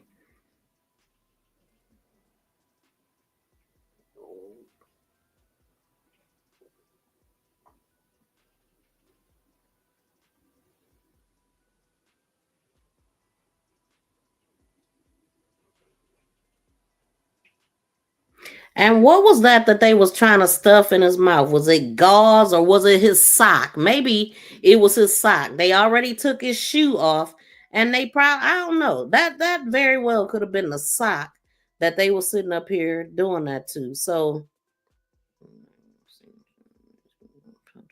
in the buttocks. Now I seen them punching them in the growing area. But I can't find it right now. I don't know. I mean, we seen what happened. And it definitely has something to do with asphyxiation. Sick piece of. Anyway. Whew. I thought they said tissue was stuffed.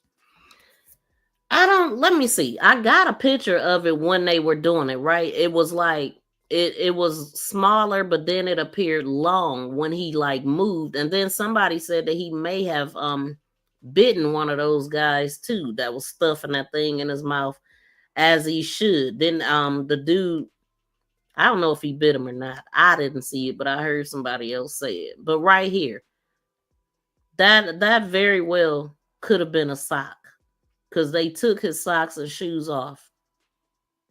It don't look like gauze to me because it's longer. I bet you it's a sock. Hell, did they get it in his mouth? Did he choke on that too? You know what I'm saying? And then I forgot, I wanted to talk about the New York fires because it was 2 more people that was torched. But I ain't gonna talk about it. This is too long already.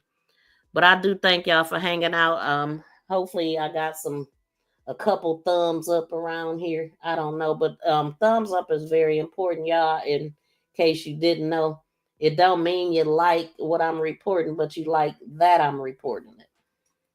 So thank y'all for the 48 thumbs up. I guess that's the least I could ask for. Yeah. Let me get them off the screen. But I will see y'all in the next video. We gonna get up out of here. And shout out to everybody still in the building. But as far as those guys that did what they did, they definitely deserve to be locked up. Lock his ass up. Lock his ass up. You're going to jail. You're going to jail. Lock his ass up. Lock his ass.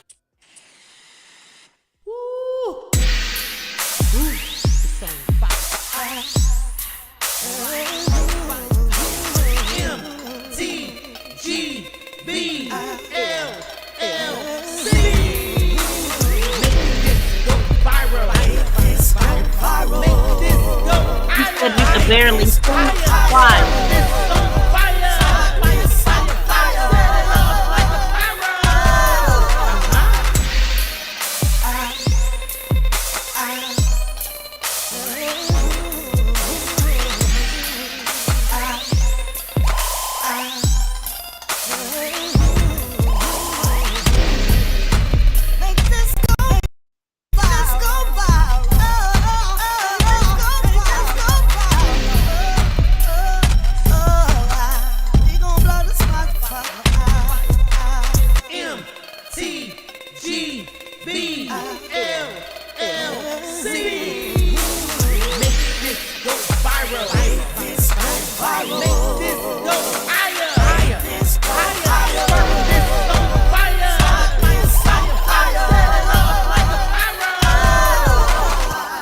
Peace and love, y'all. We out.